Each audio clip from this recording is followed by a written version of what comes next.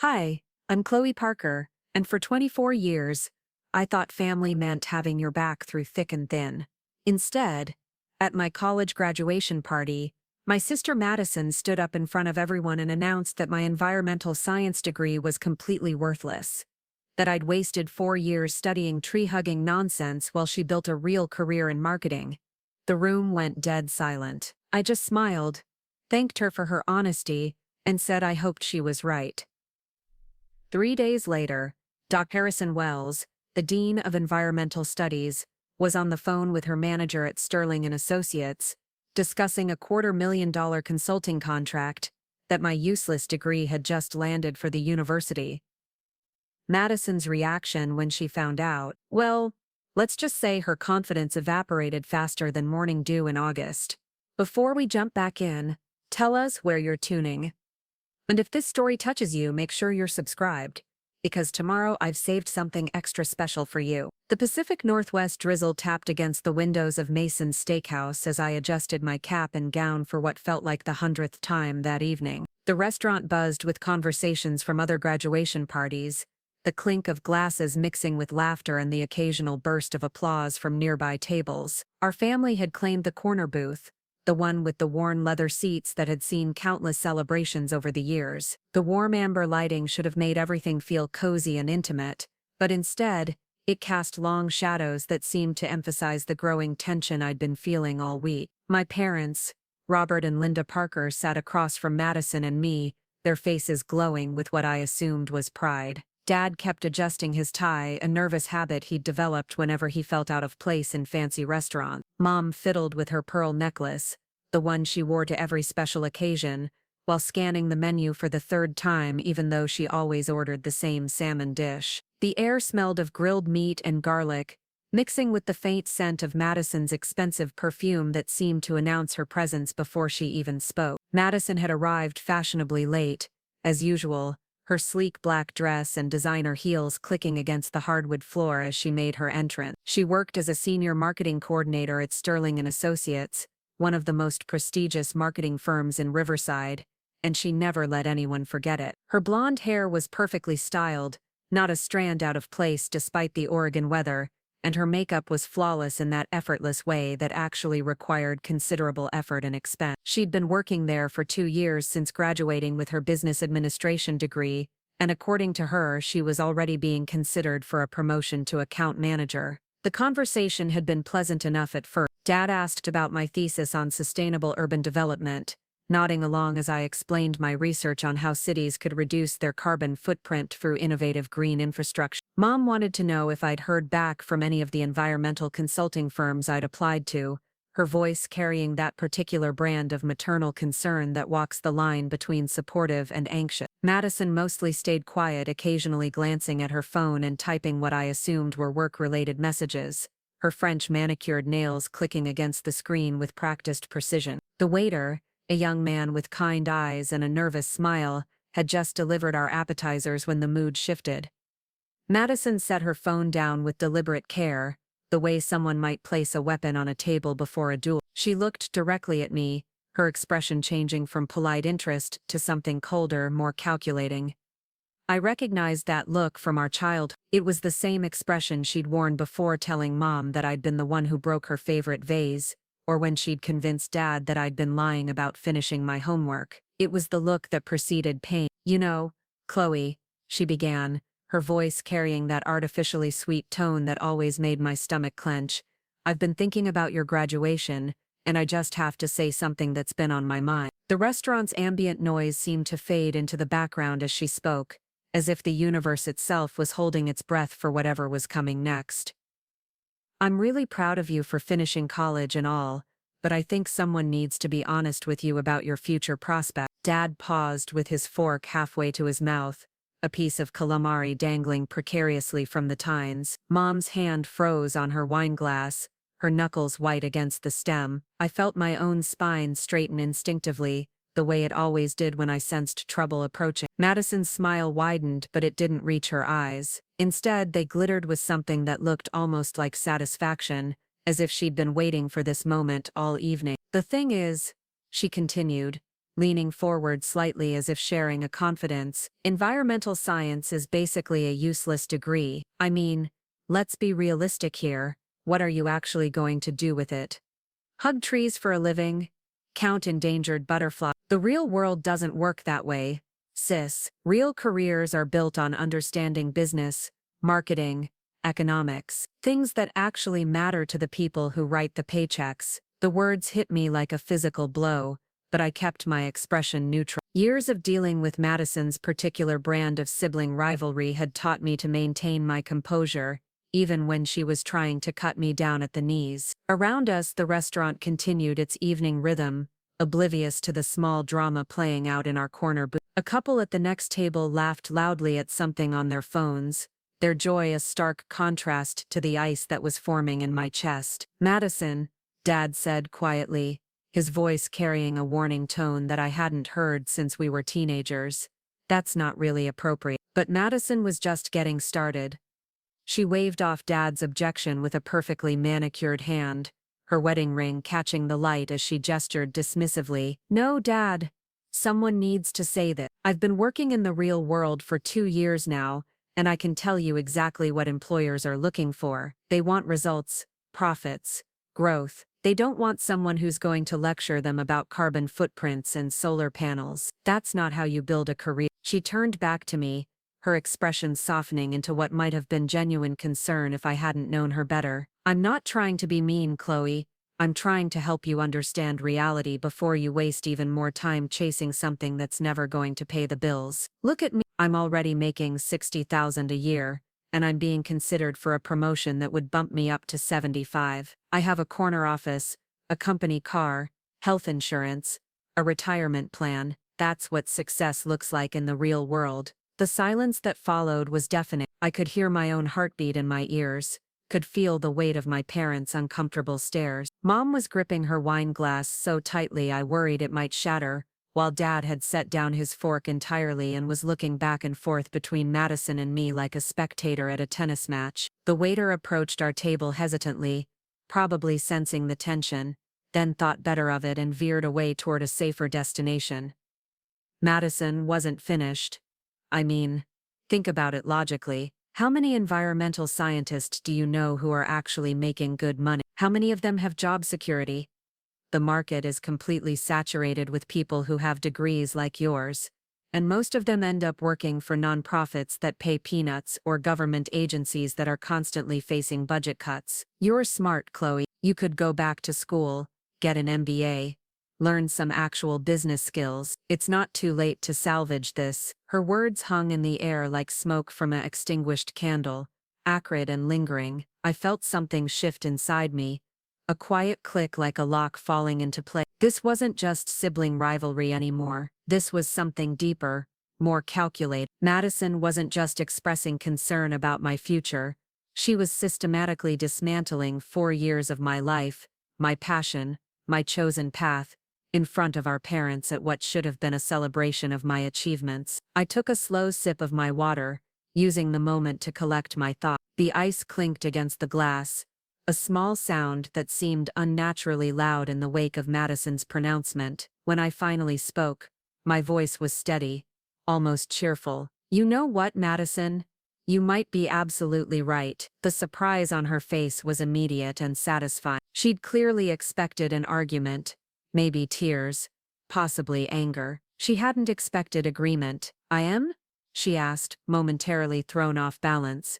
"Absolutely," I continued, setting down my glass with deliberate care. "You've always been the practical one in the family, the one who understands how the world really works. If you think my degree is useless, then I probably should take that seriously. You're obviously the expert on what employers want and what makes a successful career." Madison's smile returned, but it was more cautious now, as if she was trying to figure out whether I was being sincere or setting her up for something. "Well, I mean, I do have more experience in the corporate world than you do." "You absolutely do," I agreed, maintaining my pleasant tone. 2 whole years of it. That's impressive. And you're right about the money too. 60,000 a year is nothing to sneeze at, especially with the promise of more to come. I'm sure Sterling and Associates is lucky to have someone with your insight and business acumen. Mom looked confused, Dad looked concerned, and Madison looked like she was trying to solve a puzzle that was missing several crucial pieces. The conversation had taken a turn she hadn't anticipated, and I could see her struggling to maintain her momentum in the face of my unexpected acquiescence. "I'm glad you're being reasonable about this," she said finally, though her tone suggested she was anything but glad. "I was worried you might take it the wrong way." "Not at all," I replied, cutting into my appetizer with surgical precision. "I appreciate honesty, even when it's hard to hear, especially when it's hard to hear. And you know what? I hope you're right about my degree being useless. I really truly hope you're right." The smile that had been playing at the corners of my mouth throughout this entire exchange finally bloomed into something genuine. Not because I was happy about being insulted, but because I suddenly understood something that Madison didn't, something that would become crystal clear in the coming days, but was already beginning to form in the back of my mind, like a photograph slowly developing in a dark room. Madison had made a critical error. She'd assumed that because she didn't understand the value of environmental science, it had no value. She'd confused her own limited perspective with universal truth, and in doing so she'd revealed more about herself than she had about me. More importantly, she'd made her pronouncement at exactly the wrong time, to exactly the wrong person, in exactly the wrong way, but I didn't say any of that. Instead, I raised my water glass in a mock toast to family honesty, I said, my voice bright and cheerful, and to being right about the things that matter. Madison clinked her glass against mine, clearly relieved that the confrontation had ended without drama. She had no idea that it hadn't ended at all. It had barely begun. The rest of the dinner passed in a blur of forced conversation and uncomfortable silences. Dad tried to steer the discussion toward safer topics like the weather and Mom's garden, while Mom kept shooting worried glances between Madison and me, as if expecting one of us to explode at any moment. Madison seemed to relax as the evening progressed, apparently satisfied that she'd delivered her message, and that I'd received it in the spirit she'd intended. As we were leaving the restaurant, the Oregon drizzle had intensified into a proper rain, turning the parking lot into a maze of puddles and reflected streetlights. Madison hurried to her car, her heels clicking rapidly against the wet pavement as she tried to avoid getting her designer dress soaked. Just before she reached her BMW, she turned back to me, her expression softening into something that might have been genuine affection. "Chloe," she called out over the sound of the rain, "I really am proud of you for graduating. I just want you to be successful.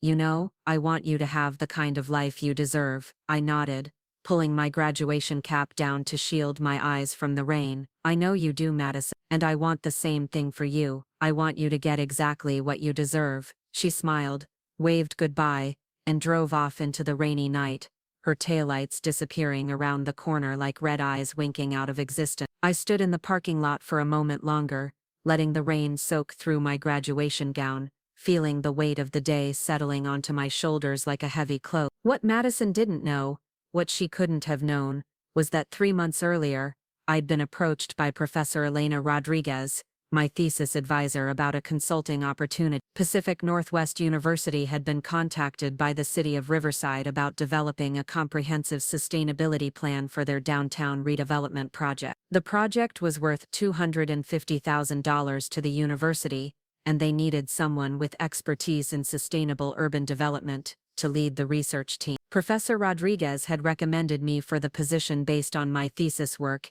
and my research into green infrastructure solutions. The project would involve creating detailed environmental impact assessments, developing renewable energy integration plans, and designing sustainable transportation systems for the new development. It was exactly the kind of work that my useless degree had prepared me for, and it was scheduled to begin the following week. I'd been planning to announce the news at dinner tonight, to share my excitement about landing such a prestigious consulting role straight out of college. But Madison's little speech had changed my mind.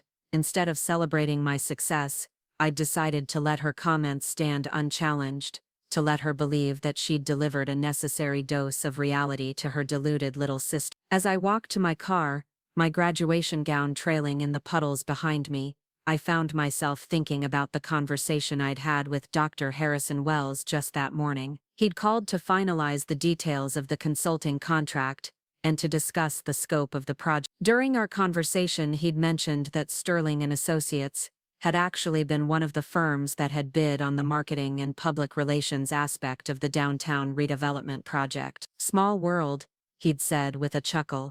I believe one of your fellow graduates works there. Madison Parker, I think. She submitted a proposal for handling the public outreach component of the project. At the time, I'd been surprised by the coincidence, but hadn't thought much of it. Now, sitting in my car with the rain drumming against the windshield, I found myself wondering exactly what Madison's proposal had looked like, and whether Sterling and Associates had been selected for that particular aspect of the project. The drive back to my apartment took me through the heart of downtown Riverside, past the construction sites and development zones that would soon be transformed by the very project I'd been hired to work on. The rain had washed the streets clean, leaving them shining under the streetlights like black mirrors reflecting the city's future. It was a future that I would help shape, using the knowledge and skills that my useless degree had given me. My apartment was a small one-bedroom unit near the university campus, furnished with hand-me-downs from my parents and discount store finds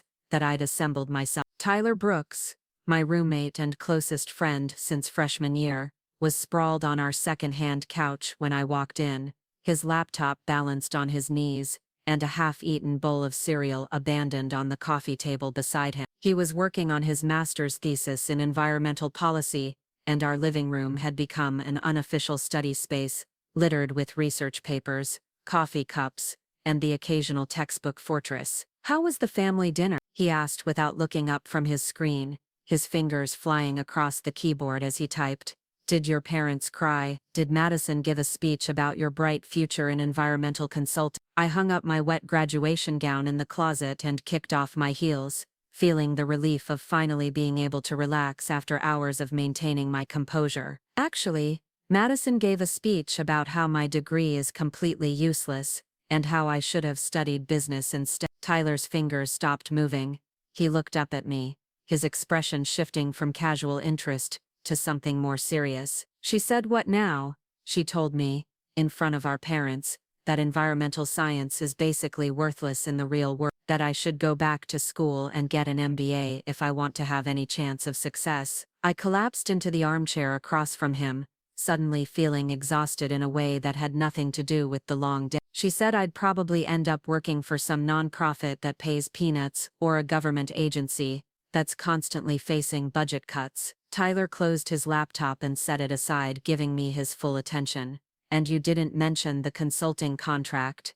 No. I just smiled and agreed with her, told her I hoped she was right. Why would you do that? I thought about the question for a moment, trying to articulate the instinct that had guided my response. Because sometimes the best revenge is letting people dig their own grave. Madison made a lot of assumptions tonight, and she did it in a very public way. She's so confident in her superiority that she didn't even consider the possibility that she might be wrong. Tyler leaned back on the couch, a slow smile spreading across his face. "Oh, this is going to be good, isn't it?" "I don't know what you mean," I said innocently, though I could feel my own smile tugging at the corners of my mouth. "You know exactly what I mean. You're planning something." "I'm not planning anything. I'm just going to start my new job on Monday and see what happens." "Your new job working on the downtown redevelopment project, that's worth $250,000 to the university?" "That's the one." Tyler's smile widened. "The same downtown redevelopment project that probably every marketing firm in town bid on, probably, including Sterling and Associates, most likely." Tyler laughed, a sound of pure delight that filled the small living room. "Oh, Madison is going to hate this so much." "She's going to absolutely hate this." "I don't know what you're talking about," I repeated, but I was grinning now, unable to maintain the pretense of innocence any longer. The truth was, I did know what Tyler was talking about. I knew that Madison's confidence in her own success was about to be tested, in ways she couldn't imagine. I knew that her assumptions about the value of my degree were about to be proved spectacularly wrong. And I knew that the conversation we'd had at dinner tonight was going to look very different in retrospect, once the truth came out. But more than that, I knew that Madison's little speech had revealed something important about her character, something that would probably become relevant in the coming days. She'd shown that she was willing to tear down her own sister's achievements in order to build up her own ego. She'd demonstrated that she viewed success as a zero-sum game, where someone else's accomplishments somehow diminished her own, and she'd made it clear that she saw herself as the authority on what mattered in the professional world. Those were dangerous assumptions to carry into a competitive business environment, especially when you were about to come face to face with evidence that contradicted everything you believed about your own superiority. As I got ready for bed that night, I found myself thinking about the week ahead. On Monday, I would start my new position as the lead consultant for the downtown redevelopment project. I would work directly with city planners, architects, and developers to create a comprehensive sustainability plan that would serve as a model for similar projects across the Pacific Northwest. I would use every skill I'd developed during my 4 years of studying environmental science, every piece of knowledge I'd gained from my research into sustainable urban development. And somewhere in the process, Madison would learn that her little sister's useless degree was about to generate more revenue for a single project than she'd probably see in her entire first year as a senior marketing coordinator. The irony wasn't lost on me. Preparing and narrating this story took us a lot of time, so if you are enjoying it, subscribe to our channel. It means a lot to us. Now back to the story. Madison had spent the evening lecturing me about the importance of understanding the real world, about the need to focus on things that actually mattered to the people who wrote the paychecks. She had no idea that by Monday morning, I would be one of those people, responsible for overseeing a project that would determine the fate of downtown Riverside for decades to come. But perhaps the most satisfying part of the whole situation was that I hadn't had to argue with her, hadn't had to defend my choices or prove my worth. I'd simply agreed with her assessment and let her believe that she'd delivered a necessary wake-up call to her deluded little sister. In doing so, I'd preserved the element of surprise that would make the eventual revelations so much more meaningful. As I drifted off to sleep, I found myself genuinely hoping that Madison was right about at least one thing. I hoped that success really was about understanding what mattered in the real world, because if that was true, then the coming week was going to be very educational for both of us. Monday morning arrived with the kind of crisp autumn air that made Riverside feel like a postcard. I stood in front of my bathroom mirror, adjusting the collar of my new blazer and trying to calm the butterflies that had taken up residence in my stomach. Today was the day I would officially begin my role as lead environmental consultant for the downtown redevelopment project. And despite my confidence in my abilities, the weight of responsibility felt heavier than I'd expected. Tyler was already gone by the time I emerged from my room, having left early for his research assistantship at the university. A note on the refrigerator wished me luck in his characteristic scrawled handwriting, along with a doodle of a tree wearing a graduation cap. I smiled despite my nerves, grateful for his unwavering support during what felt like a pivotal moment in my life. The drive to Pacific Northwest University took me through the heart of the downtown district that would soon be transformed by the project I'd been hired to oversee. Construction barriers and orange cones marked the boundaries of the development zone, while bulldozers and excavators sat silent in the early morning light like sleeping giants waiting to reshape the landscape. The scope of the project was staggering when viewed from this perspective, and I found myself both excited and slightly overwhelmed by the challenge ahead. Dr. Harrison Wells had asked me to meet him at his office at 8:30 to review the project parameters and introduce me to the other members of the consulting team. The Environmental Studies building was one of the newer additions to the university campus, its glass and steel facade designed to showcase the latest in sustainable architecture. Solar panels gleamed on the roof, and rain collection systems channeled water into carefully designed gardens that demonstrated the principles we taught in our classroom. The dean's office occupied the top floor of the building with floor-to-ceiling windows that offered a panoramic view of the city below. Dr. Wells was already at his desk when I arrived, his silver hair catching the morning light as he bent over a stack of project documents. He looked up as I knocked on his open door, his weathered face breaking into a warm smile that immediately put me at ease. "Chloe, right on time," he said, rising from his chair and gesturing toward the conference table in the corner of his office. I trust you're ready to dive into the deep end of environmental consulting. As ready as I'll ever be, I replied, settling into one of the leather chairs around the table. I've been reviewing the preliminary site assessments all weekend, and I have to say, the scope of this project is incredible. Dr. Wells nodded approvingly as he joined me at the table, spreading out architectural drawings and environmental impact reports. The city is committed to making this development a showcase for sustainable urban planning. They want to demonstrate that economic growth and environmental responsibility can go hand in hand, and they're willing to invest significant resources to make that vision a reality. Over the next hour, he walked me through the details of the project. The downtown redevelopment would encompass 12 city blocks, incorporating mixed-use buildings, green spaces, renewable energy systems, and innovative stormwater management. My role would involve conducting comprehensive environmental assessments, developing sustainability protocols, and working with architects and planners to ensure that every aspect of the development met the highest ecological standards. The timeline is ambitious, Dr. Wells admitted, pointing to a detailed project schedule that stretched across several months. The city wants to break ground on the first phase by spring, which means we need to have our environmental impact assessments completed by Christmas. It's going to require long hours and meticulous attention to detail. I understand, I said, studying the timeline with growing excitement rather than concern. This is exactly the kind of work I've been preparing for. I thought you might feel that way, Dr. Wells replied with a knowing smile. Your thesis work on sustainable urban development was impressive, and Professor Rodriguez speaks very highly of your research capabilities. But I have to ask, are you prepared for the political aspects of this project? Not everyone in the city is thrilled about the environmental requirements we're imposing. Before I could respond, there was a knock at the office door. Wells called for the visitor to enter, and I turned to see a woman in her 40s stride into the room with the confident bearing of someone accustomed to commanding attention. She was impeccably dressed in a charcoal gray suit that probably cost more than my monthly rent, and her auburn hair was styled in a sophisticated bob that framed her angular features. Wells, I hope I'm not interrupting, she said, her voice carrying the crisp authority of someone who was used to being listened to. I wanted to discuss the public relations timeline for the downtown project. Not at all, Victoria. Perfect timing, actually. Dr. stood and gestured toward me.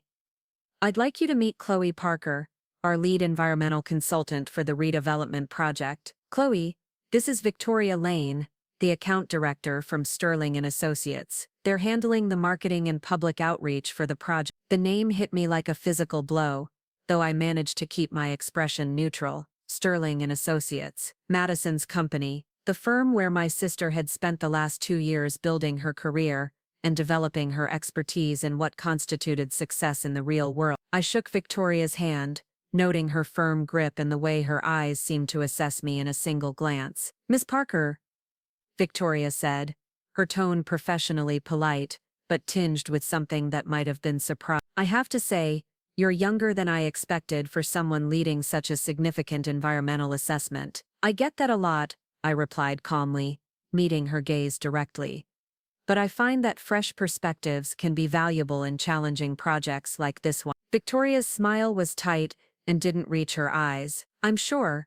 I hope you understand that the public relations aspects of this project are just as important as the environmental one. We need to ensure that the community sees this development as a positive step forward, not as an imposition of academic theories that might not translate to real-world benefits. The subtle dig wasn't lost on me, but I maintained my composure. I absolutely agree. That's why I believe it's crucial that our environmental assessments are thorough and transparent. The community deserves to know exactly how this development will impact their neighborhood, both positively and negatively. Transparency is important, Victoria conceded, though her tone suggested she had reservations about how much transparency was actually desirable. But we also need to be mindful of how we frame our communications. The wrong message could derail this entire project before it gets off the ground. Dr. Wells intervened smoothly, sensing the tension that was beginning to build between us. I'm confident that both of your teams will work together effectively to ensure the project's success. Chloe,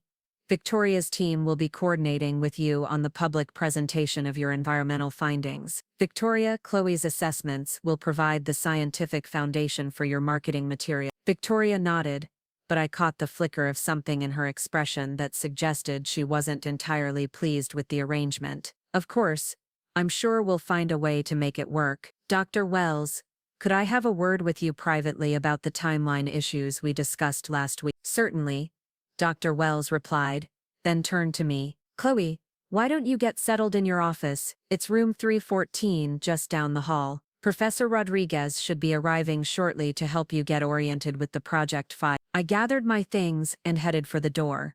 But as I reached the threshold, I heard Victoria's voice drop to a more confidential tone. Dr. Wells, I have to express some concerns about putting such an inexperienced consultant in charge of such a high-profile project. Sterling and Associates has a reputation to protect, and if the environmental assessments aren't handled properly, it could reflect poorly on all of us. I paused in the hallway, not quite eavesdropping but not hurrying away either. Dr. Wells's response was measured but firm. Parker comes highly recommended, and her academic credentials are impeccable. I understand your concerns, but I'm confident in our decision. I hope you're right, Victoria replied, though her tone suggested she had serious doubt. Because if this project fails, it won't just be the university's reputation on the line. I continued down the hallway, my mind racing with the implications of what I'd just heard. Victoria Lane was clearly skeptical of my qualifications, and given her position as the account director for Sterling and Associates, her opinion would carry significant weight with the marketing team. More importantly, she would be working directly with Madison, who had already made her feelings about my degree abundantly clear. Room 314 turned out to be a modest office with a single window overlooking the campus quad. The space was furnished with standard academic furniture, a desk, 2 chairs, and several filing cabinets that I assumed contained the project documentation I'd be working with over the coming months. A stack of environmental impact reports sat on the desk,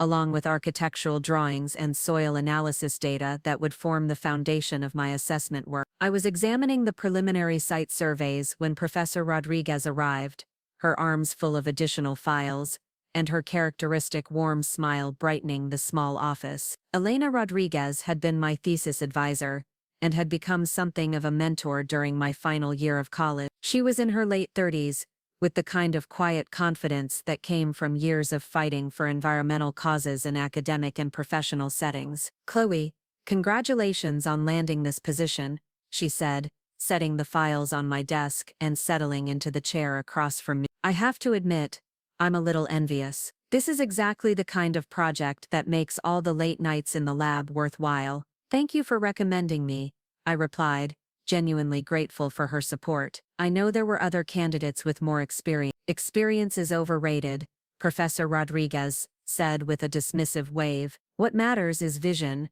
dedication, and the ability to see solutions where others see problems. You demonstrated all of those qualities in your thesis work. We spent the next 2 hours going through the project files, with Professor Rodriguez explaining the political and practical challenges I was likely to face. The downtown redevelopment had been a contentious issue in Riverside for years, with environmental groups, business interests, and community activists all pushing for different approaches. My job would be to navigate these competing interests while maintaining the scientific integrity of the environmental assessments. The key, Professor Rodriguez explained, is to remain focused on the data. Politicians and business leaders will try to pressure you to adjust your findings to support their agendas, but your credibility depends on your willingness to report the truth, regardless of who might be uncomfortable with it. What about the marketing team? I asked, thinking about my encounter with Victoria Lane. How much influence will they have over how the environmental findings are presented?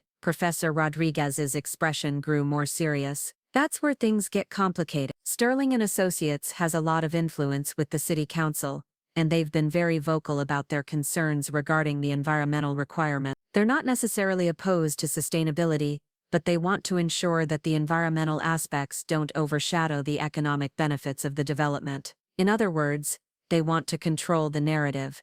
Exactly. And that means they'll be watching your work very carefully, looking for any opportunity to challenge your findings or question your methodology. I nodded, understanding the implication. Victoria Lane's skepticism about my qualifications wasn't just professional concern, it was strategic positioning. If she could undermine my credibility, it would give Sterling and Associates more control over how the project was presented to the public. The rest of the morning was spent reviewing technical specifications and setting up my workstation. By lunchtime, I had a clear understanding of the scope of my responsibilities and the challenges that lay ahead. The project was complex, politically sensitive, and would require every skill I'd developed during my years of study. It was also exactly the kind of work that I'd dreamed of doing when I first decided to major in environmental science. I was preparing to leave for lunch when my phone buzzed with a text message from an unknown number. The message was brief but intriguing. "Heard you started your new job today. Congratulations. Let's get coffee this week to catch up. Victoria Lane." The message was friendly enough on the surface, but something about it made me uneasy. Victoria Lane didn't strike me as the type of person who reached out to junior consultants for casual coffee meetings. More likely, she wanted to assess me more thoroughly, to determine whether I posed a threat to her team's control over the project narrative. I was still contemplating how to respond when Tyler called, his voice bubbling with barely contained excitement. "Chloe, you need to sit down for this. I just heard the most interesting piece of gossip from my friend who works at Sterling and Associates." "What kind of gossip?" I asked, settling back into my desk chair. "The kind that involves your sister and a very expensive mistake." Apparently, Madison submitted a proposal for the downtown redevelopment project that contained some significant errors in the environmental compliance sections. Nothing that would disqualify them from the project, but enough to make her look incompetent in front of the senior partner. I felt a chill run down my spine. What kind of errors? Technical stuff, mostly. She apparently misunderstood some of the EPA requirements for urban development projects and made recommendations that would have put the city at risk for federal violation. The kind of mistakes that someone with a background in environmental science would never make. The irony was staggering. Madison had spent Saturday evening lecturing me about the worthlessness of my degree, while simultaneously demonstrating her own lack of understanding about the very field she was criticizing. More importantly, her mistakes had apparently been significant enough to attract attention from the senior partners at Sterling and Associates. "How did your friend find out about this?" I asked. "Office politics." Apparently, Victoria Lane has been damage controlling Madison's proposal all week, trying to fix the technical errors without letting the client know that they screwed up. But word has gotten around the office that Madison doesn't really understand the environmental aspects of the projects she's working on. I leaned back in my chair, processing this information. Victoria Lane's interest in meeting with me suddenly made more sense. She wasn't just concerned about protecting Sterling and Associates' reputation. She was specifically concerned about Madison's competence in dealing with environmental issues. A meeting with me might be her way of assessing whether I would be likely to expose her team's technical shortcomings. "There's more," Tyler continued, his voice dropping to a more serious tone. "My friend says that Madison has been bragging around the office about how she set her sister straight about the realities of the job market. Apparently, she's been telling people that you're wasting your time with environmental science, and that she had to give you a reality check." The betrayal stung more than I'd expected. It was one thing for Madison to criticize my choices to my face. It was another entirely for her to use my supposed failures as office entertainment. She had turned my graduation dinner into a public humiliation, sharing her assessment of my worthless degree with her colleagues, as if it were an amusing anecdote about her naive little sister. "I need to get back to work," I said, struggling to keep my voice steady. "Thanks for the information, Tyler. It's helpful to know what I'm dealing with." "Chloe, are you okay? You sound upset." "I'm fine, just processing some things. I'll talk to you tonight." I hung up the phone and stared out the window at the downtown construction zone, my mind racing with the implications of what Tyler had told me. Madison's professional incompetence was bad enough, but her willingness to mock my education while simultaneously demonstrating her own ignorance was almost breathtaking in its audacity. She had positioned herself as the expert on career success while making fundamental errors that could have jeopardized her company's most important project. The afternoon passed in a blur of technical reviews and preliminary assessment. I threw myself into the work, using the familiar rhythm of data analysis and report writing to calm my racing thoughts. By 5 o'clock I had completed my initial review of the soil contamination studies, and had begun developing a framework for the comprehensive environmental impact assessment. As I was preparing to leave for the day, my phone buzzed with another message from Victoria Lane. "I have some time available tomorrow morning if you'd like to meet. There are some project coordination issues we should discuss." This time I didn't hesitate before responding. "I'd be happy to meet. What time works for you?" Her reply came back immediately. 9 o'clock at the Grind on Campus Drive. "I'll be there." The Grind was a popular coffee shop near the university that served as an informal meeting place for faculty, students, and local professionals. It was neutral territory, neither too formal nor too casual, and it would provide the perfect setting for whatever conversation Victoria Lane had in mind. That evening, I spent hours researching Sterling and Associates and their involvement in similar development projects. The company had an impressive track record of successful marketing campaigns, but I noticed a pattern in their approach that concerned me. They consistently emphasized economic benefits while downplaying environmental concerns, often using technical language that sounded sophisticated but lacked scientific accuracy. More troubling was what I discovered about their handling of environmental compliance issues. In several previous projects, Sterling and Associates had been criticized by environmental groups for misrepresenting the ecological impacts of development projects. They had a history of presenting selective data and using misleading graphics to minimize the perceived environmental costs of their clients' projects. Tyler found me at the kitchen table surrounded by printouts and laptop screens, my dinner growing cold as I continued my research. "You look like you're preparing for war," he observed, settling into the chair across from me. "Maybe I am," I replied, not looking up from the environmental impact report I was reading. "Madison isn't the only one at Sterling and Associates who doesn't understand environmental science. The whole company seems to have a pattern of mishandling technical issues." "That's not surprising," Tyler said, stealing a French fry from my abandoned plate. "Marketing firms aren't known for their scientific expertise. They're known for their ability to spin complex issues into simple messages that support their clients' interests. But this goes beyond spin. Some of their past projects involved outright misrepresentation of environmental data. They've been presenting information that's technically accurate but completely misleading in context." Tyler leaned back in his chair, studying my face with the kind of concern that came from years of friendship. "Chloe, what are you really worried about here? Is this about the project? Or is this about Madison?" The question hung in the air between us, forcing me to confront the emotions I'd been trying to suppress since my conversation with Tyler earlier that day. "I don't know," I admitted finally. "Maybe both. Madison spent Saturday night telling me that my degree was worthless, and now I find out that she's been making fun of my education to her coworkers, while simultaneously demonstrating that she doesn't understand the first thing about environmental science. And tomorrow you're meeting with her boss, who probably wants to figure out whether you're going to expose their incompetence." "Exactly."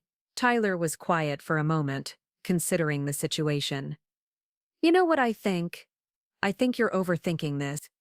Victoria Lane wants to meet with you because she's concerned about the project, not because she's worried about Madison's reputation.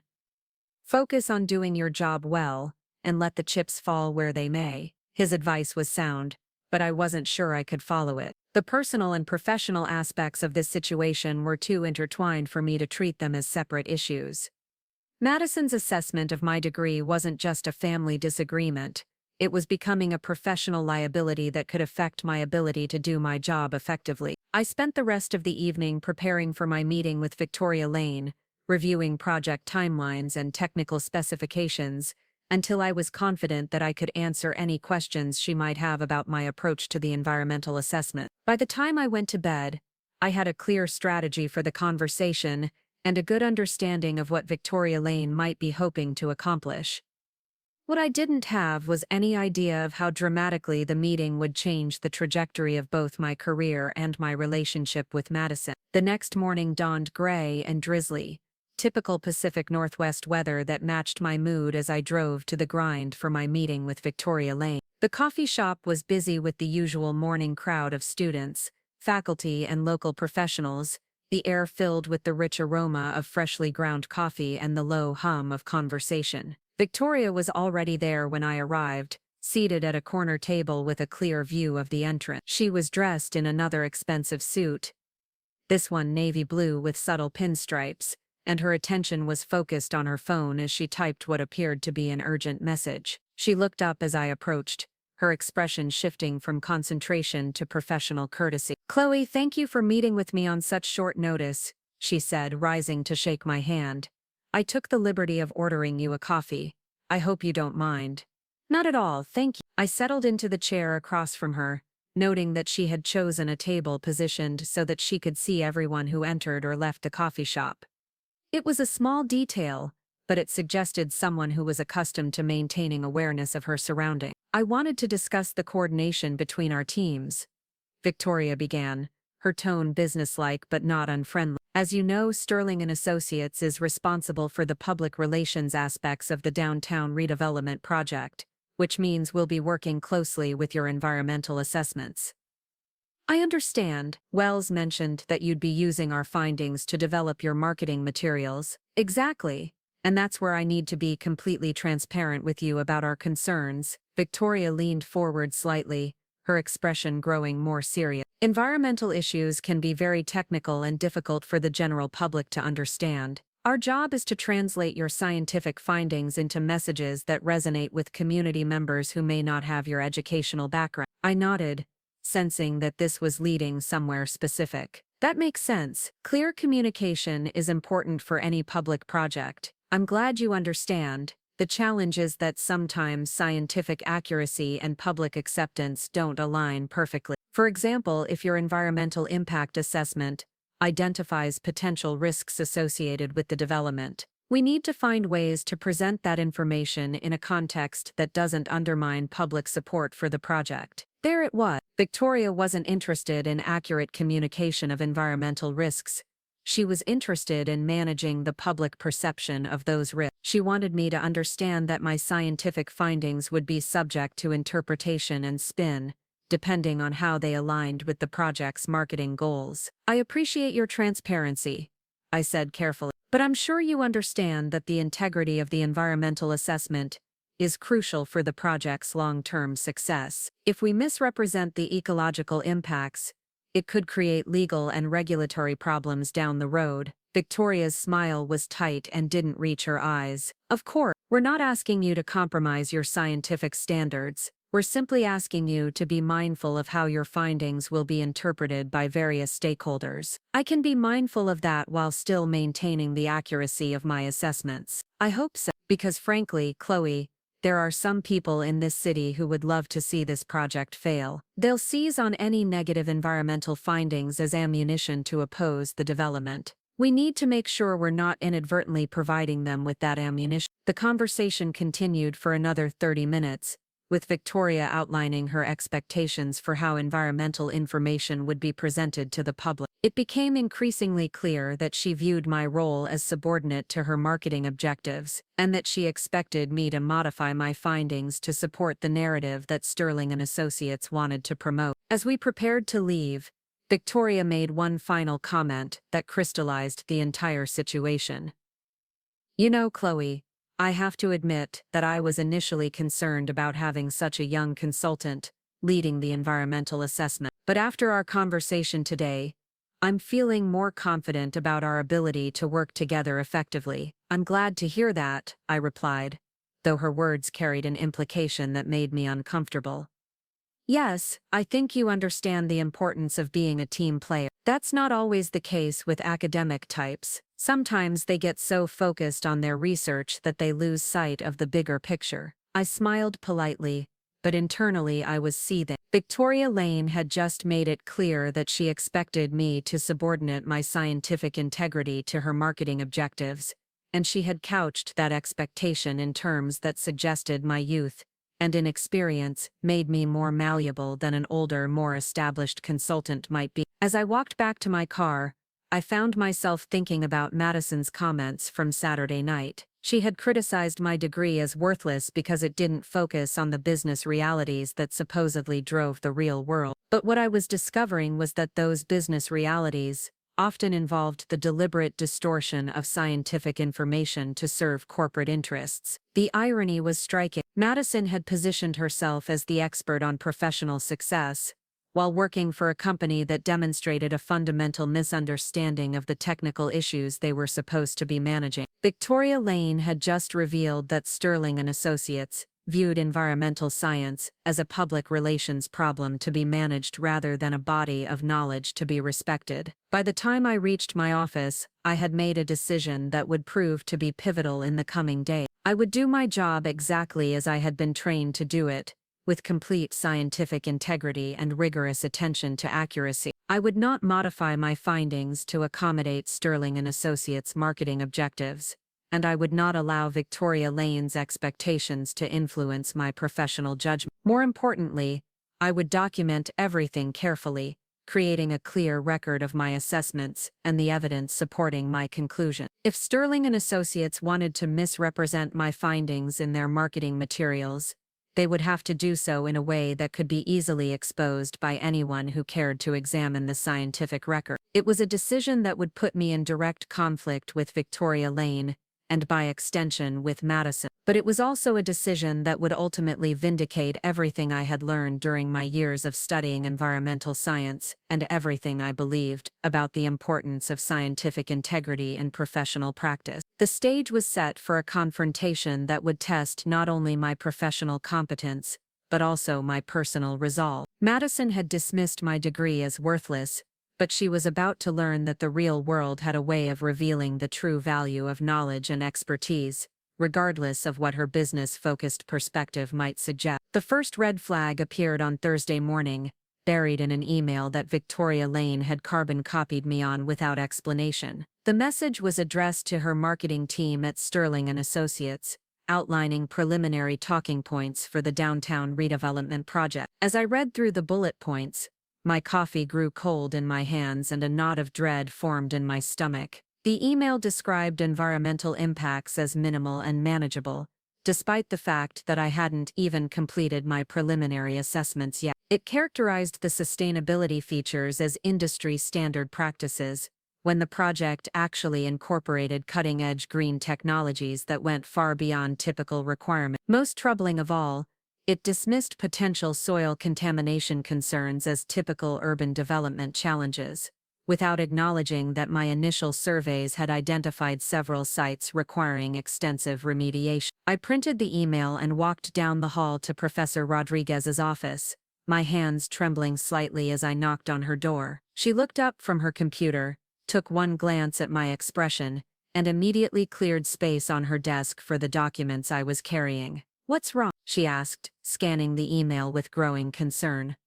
"Sterling and Associates is already developing marketing materials based on environmental assessments that don't exist yet," I said, settling into the chair across from her desk. "They're making claims about the project's environmental impact that directly contradict what I'm finding in my preliminary surveys." Professor Rodriguez read through the email twice before setting it down with a heavy sigh. "This is exactly what I was afraid of. They're trying to control the narrative before you've had a chance to establish the facts. It gets worse," I continued, pulling out my phone to show her the text message I'd received that morning. "Victoria Lane wants to schedule a conference call with her team to coordinate our messaging strategy. She's treating my environmental assessment like it's a marketing document that needs to be aligned with their campaign. Have you responded to her yet?" I told her I'd be happy to discuss my findings once I've completed the assessment, but that I couldn't participate in developing marketing materials based on incomplete data. Professor Rodriguez nodded approvingly. That was the right response. "You need to maintain clear boundaries between scientific assessment and marketing spin. But what if they pressure Dr. Wells to replace me with someone more cooperative?" Victoria made it pretty clear that she views my role as subordinate to their marketing objective. "They can't replace you without cause, and Dr. Wells has too much integrity to bow to that kind of pressure. But you need to be prepared for escalation. If Sterling and Associates can't control your findings, they'll try to discredit your methodology or question your competence." The warning proved prophetic. By lunchtime, I had received a formal request from Victoria Lane asking me to provide detailed documentation of my assessment procedures, along with copies of all preliminary data and analysis. The request was couched in professional language about ensuring coordination between consulting teams, but the underlying message was clear.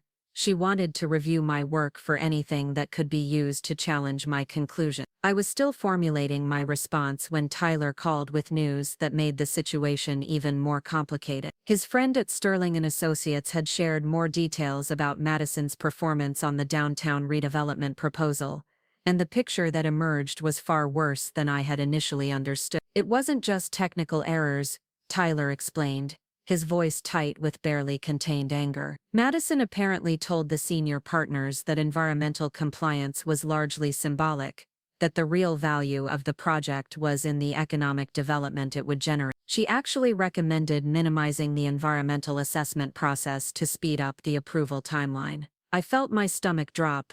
She recommended minimizing the environmental assessment. According to my friend, she argued that extensive environmental reviews were mostly bureaucratic hurdles that added unnecessary costs and delays to development projects. She suggested that the city should focus on streamlined compliance rather than comprehensive assessment. The irony was staggering. Madison had spent Saturday night criticizing my environmental science degree as impractical and irrelevant to real-world business concerns, while simultaneously demonstrating a fundamental misunderstanding of how environmental regulation actually worked in development projects. Her recommendations could have exposed the city to massive federal penalties and potentially derailed the entire project. There's more, Tyler continued. Madison has been telling people around the office that her sister is working on the project, and that she's not worried about the environmental assessment because she knows you'll be reasonable about the findings. The betrayal hit me like a physical blow. Madison wasn't just dismissing my professional competence to our family, she was using our relationship to reassure her colleagues that the environmental assessment would be favorable to their marketing objectives. She had positioned me as someone who could be controlled or influenced because of our family connection. Tyler, I need to ask you something, and I need you to be completely honest with me. Do you think I'm overreacting to this situation? There was a long pause before Tyler responded. Honestly, I think you're underreacting. Madison has been undermining your professional reputation while simultaneously relying on your family relationship to advance her own interests. That's not just sibling rivalry, Chloe. That's manipulation. The rest of the afternoon passed in a haze of technical work and mounting anxiety. I threw myself into the soil contamination analysis, using the familiar rhythms of data collection and statistical analysis to calm my racing thoughts. By 5 o'clock I had identified 3 sites within the development zone that showed elevated levels of industrial pollutants, findings that would require extensive remediation before construction could begin. The contamination wasn't unexpected in an urban redevelopment project, but it was significant enough to impact both the timeline and the budget for the first phase of construction. More importantly, it directly contradicted Sterling & Associates' characterization of environmental impacts as minimal and manageable. The remediation process would be complex, expensive, and potentially controversial if not handled transparently. I was preparing my preliminary report when my phone rang.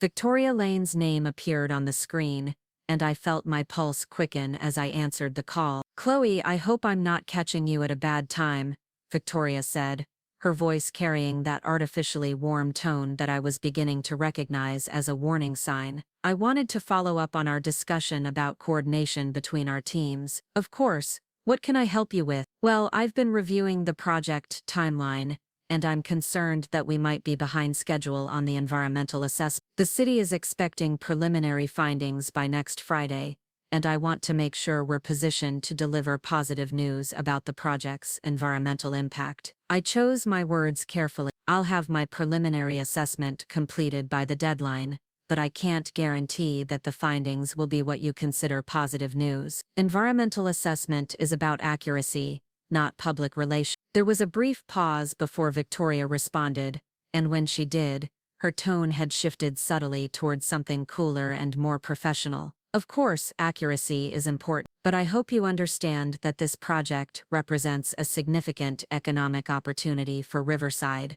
and that environmental concerns need to be balanced against community benefit. I understand the importance of the project, but my job is to assess environmental impacts objectively regardless of how those findings might affect public perception.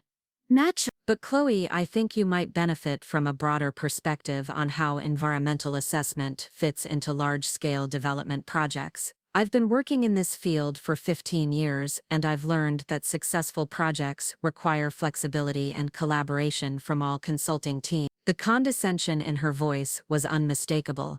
Victoria was questioning my experience and implying that my commitment to scientific accuracy was a sign of inexperience rather than professional integrity. It was the same argument that Madison had made about my degree being impractical for real-world applications. I appreciate your experience, I replied, keeping my voice steady despite my growing anger. But I'm confident in my methodology and my commitment to providing accurate environmental assessment. I hope so, because frankly, Chloe, there are people watching this project very closely, and any negative environmental findings could be used by project opponents to create unnecessary delays and complications. After hanging up, I sat in my office for a long time, staring out the window at the construction zone that would soon be transformed by the project I was assessing. Victoria Lane had just made it clear that she expected me to suppress or modify any negative environmental findings to protect the project's public image. She wasn't interested in accurate assessment.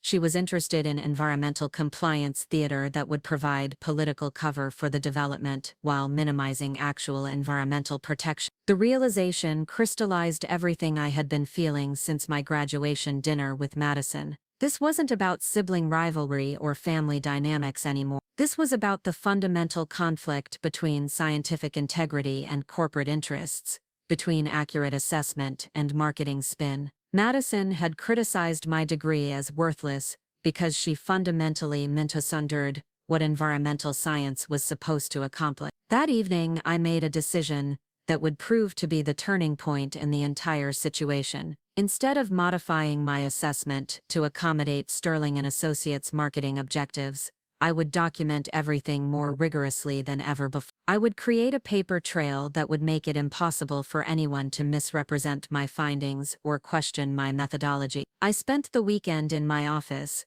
working through detailed soil analysis data and cross-referencing my findings with federal environmental database. The contamination at the 3 sites was worse than I had initially realized, with pollutant levels that would require not just surface remediation, but potentially deep soil excavation and replacement. The cost implications were significant, potentially adding millions of dollars to the project budget. More troubling was what I discovered when I expanded my analysis to include the broader development zone. The contamination wasn't isolated to the 3 sites I had initially identified. It appeared to be part of a larger plume of industrial pollution that extended throughout the downtown area. Previous environmental assessments had apparently missed or minimized the extent of the contamination, possibly because they had focused on surface-level analysis rather than comprehensive soil sampling. By Sunday evening, I had compiled a preliminary report that painted a very different picture of the project's environmental challenges than what Sterling and Associates had been presenting to the city. The report was thorough, well-documented, and scientifically rigorous, but it was also potentially devastating to the timeline and budget that had been promised to city officials. I knew that releasing the report would create immediate conflict with Victoria Lane, and by extension with Madison. But I also knew that suppressing the findings would be both professionally and ethically unacceptable. The contamination posed real risks to public health and environmental safety, and those risks couldn't be wished away by marketing spin or positive messaging. Monday morning brought an unexpected development that changed the dynamics of the entire situation. Dr. Wells called me into his office at 8 o'clock, his expression grave as he gestured toward the chair across from his desk. "Chloe, I received a concerning call over the weekend," he began, settling into his chair with the careful movements of someone bearing unwelcome news. "Victoria Lane contacted me to express concerns about the timeline for your environmental assessment." I felt my pulse quicken, but I kept my voice steady. "What kind of concerns?" "She suggested that you might be overthinking the assessment process, that you're applying unnecessarily rigorous standards that could delay the project unnecessarily. She asked if we might consider bringing in a more experienced consultant to expedite the process." The betrayal was breathtaking in its audacity. Victoria Lane hadn't just questioned my methodology, she had gone over my head to my supervisor to request my removal from the project. She was using my age and relative inexperience as weapons to discredit my professional judgment. Dr. Wells, I need to show you something, I said, pulling out my preliminary report and setting it on his desk. The environmental challenges for this project are more significant than anyone anticipated. I haven't been overthinking the assessment. I've been uncovering problems that previous reviews apparently missed. Dr. Wells spent the next 30 minutes reviewing my findings, his expression growing increasingly serious as he absorbed the implications of the contamination data. When he finally looked up, his face was pale but determined. This is exactly the kind of thorough analysis we need, he said firmly. Victoria Lane's concerns are noted, but they don't change our commitment to accurate environmental assessment. What do you want me to do about her request to replace me? Continue your work exactly as you have been. I'll handle Victoria Lane. Dr. Wells paused, studying my face with the keen attention of someone who had spent decades managing academic and political pressure. Chloe, I need you to understand that this situation is likely to become more difficult before it gets better. Sterling and Associates has significant influence with the City Council, and they're not going to accept findings that threaten their project timeline quietly. I understand. But the contamination is real, and it poses genuine risks that can't be ignored. I agree completely, but be prepared for them to challenge your methodology, your experience, and possibly your motives. They'll try to frame this as academic perfectionism versus practical project management. The warning proved prescient. By Tuesday afternoon, I had received formal requests for documentation from both Victoria Lane and the city's development office, along with a thinly veiled suggestion that I might want to reconsider my assessment procedures to align with industry best practices for urban redevelopment projects. The pressure campaign was sophisticated and multifaceted.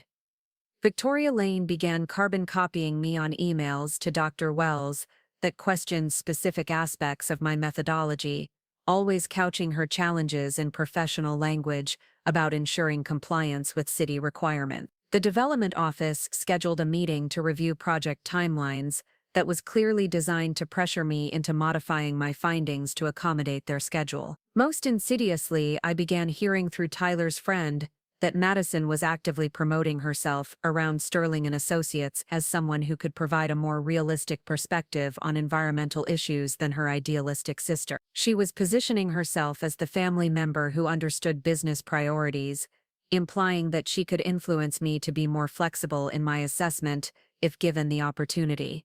The manipulation was breathtaking in its scope and ambition. Madison was simultaneously undermining my professional reputation while positioning herself as the solution to the problems my thoroughness was creating. She was using our family relationship as both a weapon against me and a tool for her own advancement. Wednesday brought the confrontation I had been dreading. Victoria Lane requested a meeting with Dr. Wells and me to discuss project coordination and timeline optimization. The meeting was scheduled for Thursday afternoon, and I knew it would be a direct challenge to my findings and my continued involvement in the project. I spent Wednesday evening preparing for the meeting, reviewing every aspect of my methodology and documentation. I created detailed charts showing the contamination levels at each test site, along with federal guidelines that clearly demonstrated the need for remediation. I prepared responses to every potential challenge to my findings, and I documented every interaction I had had with Victoria Lane and her team. Tyler found me at the kitchen table at midnight, surrounded by papers and laptop screens, my dinner untouched beside me. "You look like you're preparing for trial," he observed, settling into the chair across from me. "Maybe I am," I replied, not looking up from the contamination analysis I was reviewing. Tomorrow's meeting is basically going to be Victoria Lane trying to get me removed from the project because my findings don't support their marketing campaign. And what's your strategy? Present the facts and let the data speak for itself. The contamination is real. The risks are significant.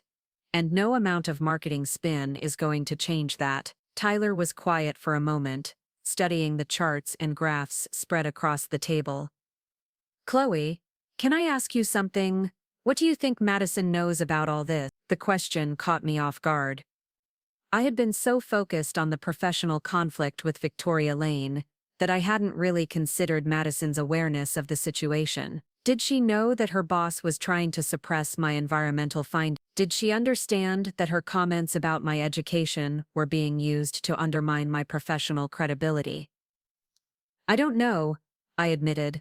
Part of me wants to believe that she doesn't realize how her comments are being weaponized against me. But another part of me thinks she knows exactly what's happening and doesn't care, as long as it advances her own interests. What are you going to do if you find out she's actively working against you? I stared at the contamination data for a long moment, feeling the weight of the questions settle into my chest. I'm going to do my job exactly as I was trained to do it, regardless of what Madison thinks or wants. The environmental risks are real, and they're not going to disappear just because acknowledging them is inconvenient for her career. Thursday morning dawned clear and cold, with the kind of sharp autumn air that made everything feel crystalline and precise. I dressed carefully for the meeting, choosing a conservative navy suit that projected professionalism without being ostentatious. I arrived at Wells's office 15 minutes early, carrying a briefcase full of documentation and a determination to stand by my findings regardless of the pressure I was about to face. Victoria Lane arrived precisely on time,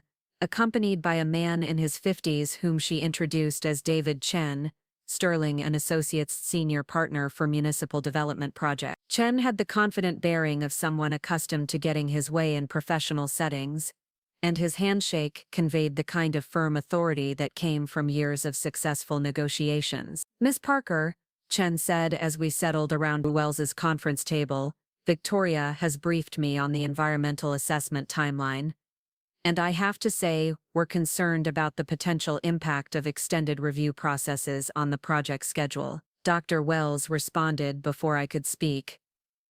"Miss Chen, I appreciate your concerns about the timeline, but our primary obligation is to provide accurate environmental assessment, regardless of how long that process takes." "Of course," Chen replied smoothly. "No one is questioning the importance of environmental compliance, but we need to balance thoroughness with practicality.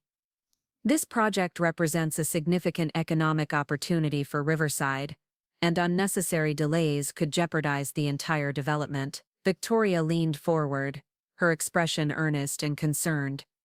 "Dr. Wells, we've reviewed some of Parker's preliminary findings, and we're wondering if the assessment might benefit from a more experienced perspective. The contamination issues she's identified seem disproportionate to what we'd expect in a typical urban redevelopment project." There it was. Victoria was questioning my competence by suggesting that my findings were unrealistic or exaggerated. She was implying that a more experienced consultant would find ways to minimize or dismiss the contamination problems I had identified. "Actually," I said, opening my briefcase and pulling out a thick folder of documentation, "my findings are completely consistent with federal environmental databases for this area. The contamination I've identified has been building up over decades of industrial activity, and previous assessments appear to have used sampling methods that missed the full extent of the problem." I spread contamination maps across the table, pointing to the specific locations where my soil samples had revealed elevated pollutant levels. "These aren't preliminary or uncertain findings. They're based on comprehensive soil analysis using EPA-approved testing methods." Chen studied the maps with the careful attention of someone trying to find weaknesses in an argument. "Miss Parker, I don't question your testing methods, but I wonder if you might be applying overly conservative standards for contamination assessment. There's often flexibility in how environmental data is interpreted for development projects." "Mr. Chen, these aren't conservative interpretations. These are federal guidelines that the city is legally required to meet. Any development on contaminated soil without proper remediation would expose the city to significant liability." Victoria's expression hardened almost imperceptibly. "Chloe, I think you might benefit from understanding how environmental assessment typically works in real-world development projects. Sometimes academic approaches need to be adapted for practical application." The condescension in her voice was unmistakable, and I felt my own resolve crystallize in response. "Miss Lane, I understand exactly how environmental assessment works in real-world application. What I'm finding is that Sterling and Associates has been making representations about environmental impacts that aren't supported by actual scientific analysis. The silence that followed was deafening. Chen and Victoria exchanged glances, and I could see them recalibrating their approach in real time. They had expected to pressure me into backing down by questioning my experience and methodology. Instead, I had challenged their competence and integrity directly. Dr. Wells broke the silence with a measured tone that carried unmistakable authority. I think we need to be very clear about roles and responsibilities here. Ms. Parker is responsible for conducting accurate environmental assessment using rigorous scientific methods. Sterling and Associates is responsible for marketing and public relations. Those are separate functions that shouldn't be allowed to interfere with each other. Of course, Chen said, though his expression suggested he was far from satisfied with that division of responsibility. We simply want to ensure that environmental findings are presented in a way that doesn't unnecessarily alarm the public or create unrealistic expectations for the remediation process. The findings will be presented accurately and completely, I said firmly. If that creates public concern, then perhaps the concern is justified. The meeting continued for another hour, with Chen and Victoria trying various approaches to pressure me into modifying my assessment. They questioned my sampling methods, suggested alternative interpretation frameworks, and repeatedly emphasized the economic importance of the project. Through it all, Dr. Wells maintained steady support for my work, making it clear that the university would not compromise scientific integrity for political convenience. As the meeting was winding down, Victoria made one final attempt to undermine my position. Dr. Wells, I feel obligated to mention that we've heard concerning reports about Ms. Parker's attitude toward this project. There are suggestions that she might have personal motivations for finding problems with the environmental assessment. The accusation hung in the air like a toxic cloud. Victoria was implying that I was sabotaging the project for personal reasons, that my findings were motivated by something other than scientific integrity. It was a desperate attempt to discredit me when all other approaches had failed. Miss Lane, Wells said, his voice carrying a cold edge that I had never heard before. That's a very serious accusation. I hope you have substantial evidence to support it. Victoria's confidence faltered slightly. Well, no specific evidence, but there have been comments around the office about family dynamics that might be affecting professional judgment. I felt the blood drain from my face as I realized what she was referring to. Madison had been discussing our family relationship with her colleagues, and Victoria was now trying to use that information to suggest that I was acting out of personal spite rather than professional obligation. Miss Lane, I said, my voice steady despite the anger coursing through me. I'm not sure what family dynamics you're referring to, but I can assure you that my environmental assessment is based entirely on scientific data and professional methodology. If you have specific concerns about my findings, I'd be happy to review them with you. But if you're questioning my professional integrity based on office gossip, then I think this conversation is over. Dr. Wells stood up, effectively ending the meeting. I think we've covered everything we need to discuss today. Ms. Parker will continue her environmental assessment using the same rigorous standards she's maintained throughout this process. Sterling and Associates is welcome to review her final report when it's completed, but they will not be involved in determining the content or conclusions of that report. As Chen and Victoria gathered their materials and prepared to leave, I felt a mixture of relief and apprehension. I had successfully defended my position and maintained Dr. Wells's support, but I knew that the conflict was far from over. Victoria Lane had revealed that Madison was actively discussing our family relationship in ways that could be used to undermine my professional credibility. More troubling was the realization that Madison might be aware of Sterling and Associates' campaign to suppress my environmental findings and might even be participating in it. The sister who had criticized my degree as worthless might now be actively working to prove her point by sabotaging my first major professional project. As I walked back to my office, my phone buzzed with a text message that made my blood run cold. It was from Madison. Heard you had a meeting with Victoria today. Hope you're being reasonable about the environmental stuff. This project is really important for my career." The message was brief, but it revealed everything I needed to know. Madison wasn't just aware of the pressure campaign against me. She was counting on it to succeed. She wanted me to compromise my environmental assessment to protect her professional interests, and she was using our family relationship to pressure me into compliance. I stared at the message for a long time, feeling the last vestiges of familial loyalty crumble away. Madison had positioned herself on the opposite side of a conflict between scientific integrity and corporate manipulation. And she had chosen to support the manipulation. She was willing to sacrifice environmental protection and public safety to advance her own career, and she expected me to help her do it. The gloves were off now. The professional conflict with Sterling and Associates had become personal, and Madison had revealed herself to be not just a critic of my education, but an active opponent of my professional success. The battle lines were drawn, and there would be no going back. Friday morning brought the phone call that would change everything. I was reviewing groundwater contamination data in my office when Dr. Wells appeared in my doorway. His expression a mixture of concern and barely contained excitement. "Chloe, I just received a very interesting call from the EPA regional office in Seattle," he said, settling into the chair across from my desk. "They've been monitoring development projects in the Pacific Northwest, and they've heard about our environmental assessment for the downtown redevelopment." I felt my stomach tighten. "What kind of monitoring?"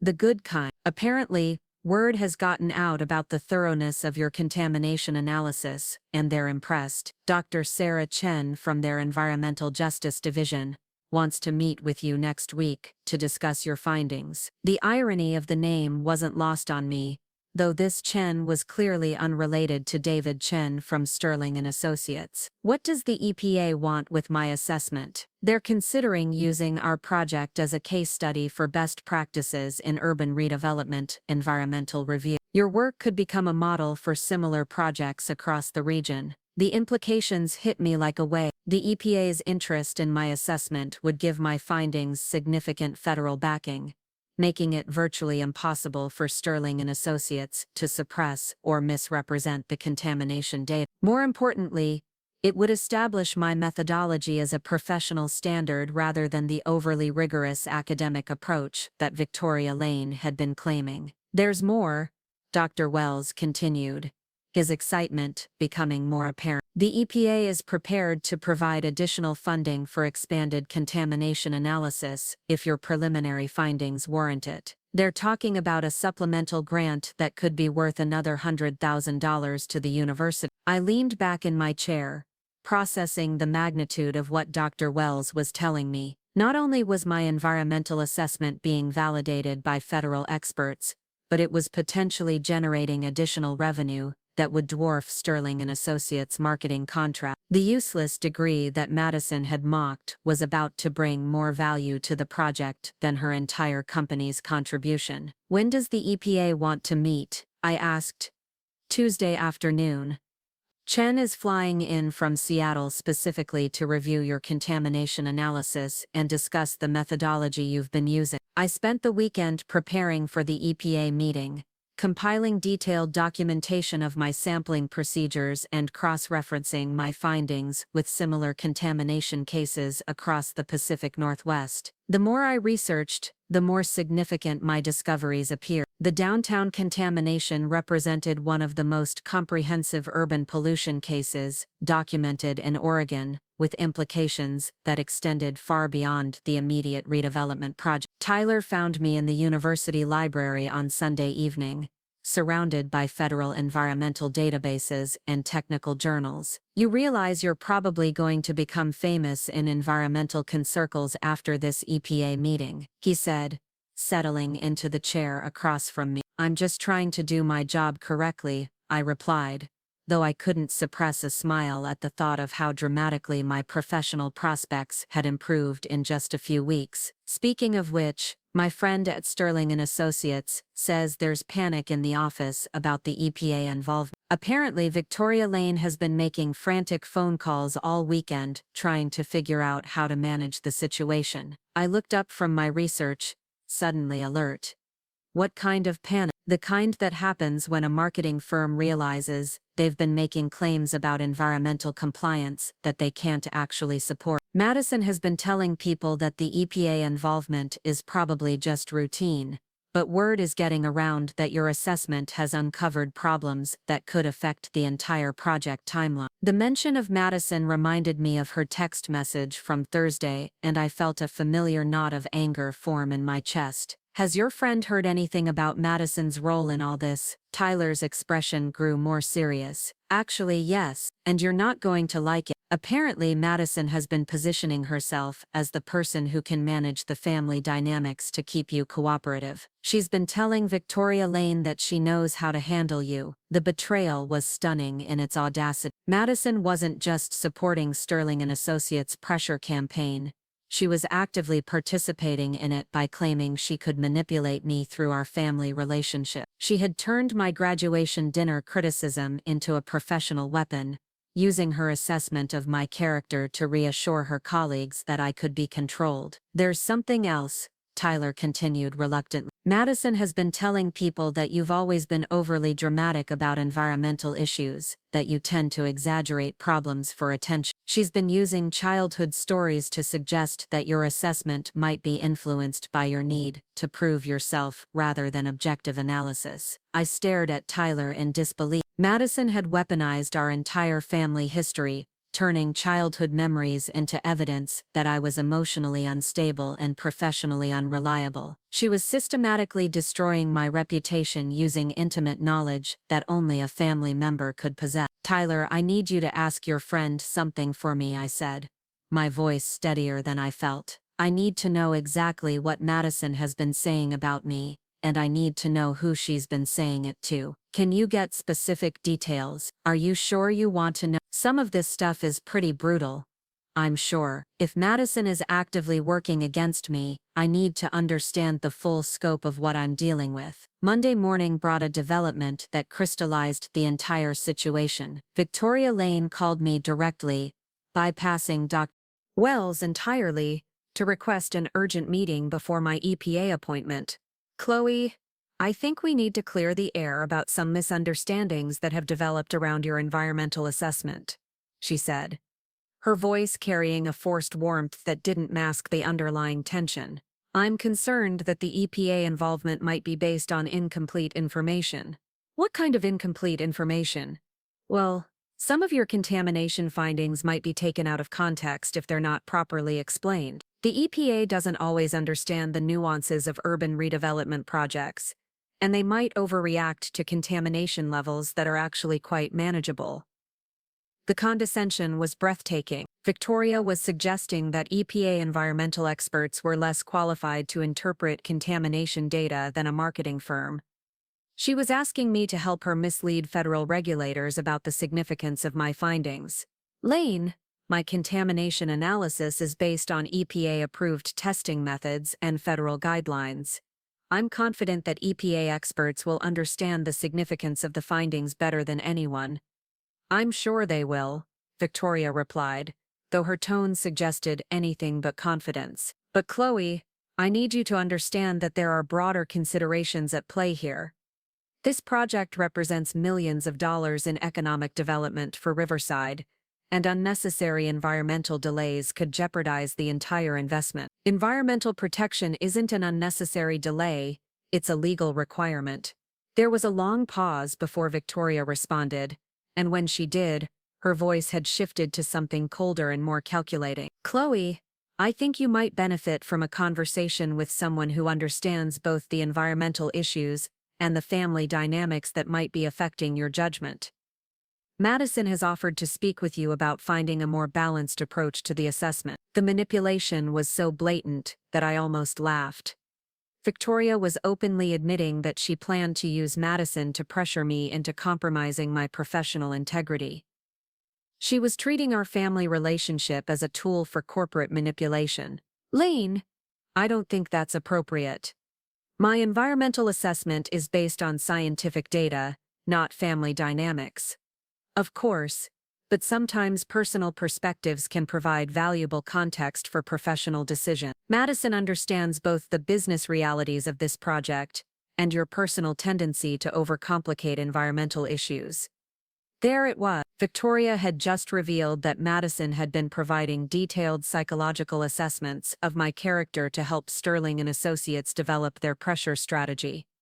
My own sister had been coaching my professional opponents on how to manipulate me most effectively. I'll consider your suggestion, I said, though I had no intention of following through. Right now, I need to focus on preparing for my EPA meeting. Yes, about that meeting, Victoria said, her voice taking on a sharper edge. I hope you'll be mindful of how your comments might be interpreted by federal regulators. Sometimes environmental consultants can inadvertently create problems by being too detailed in their presentation. The threat was unmistakable. Victoria was warning me not to be too thorough or accurate in my presentation to the EPA, suggesting that my professional obligation to provide complete information was somehow inappropriate or dangerous. After hanging up, I sat in my office for a long time, staring out at the construction zone and processing the full scope of what Victoria had revealed. Madison wasn't just supporting Sterling and Associates' pressure campaign. She was actively directing it by providing detailed intelligence about my personality and professional motivations. She had turned our family relationship into a weapon against my career. The EPA meeting on Tuesday proved to be everything Dr. Wells had promised and more. Dr. Sarah Chen was a sharp, experienced environmental scientist who immediately grasped the significance of my contamination finding. She spent 3 hours reviewing my data, asking detailed technical questions that demonstrated her deep understanding of urban pollution patterns. Parker, this is exactly the kind of comprehensive analysis we've been hoping to see in urban redevelopment projects, she said, studying my contamination maps with obvious approval. Too often, environmental assessments for development projects are rushed or superficial, missing contamination patterns that could pose serious public health risks. Thank you.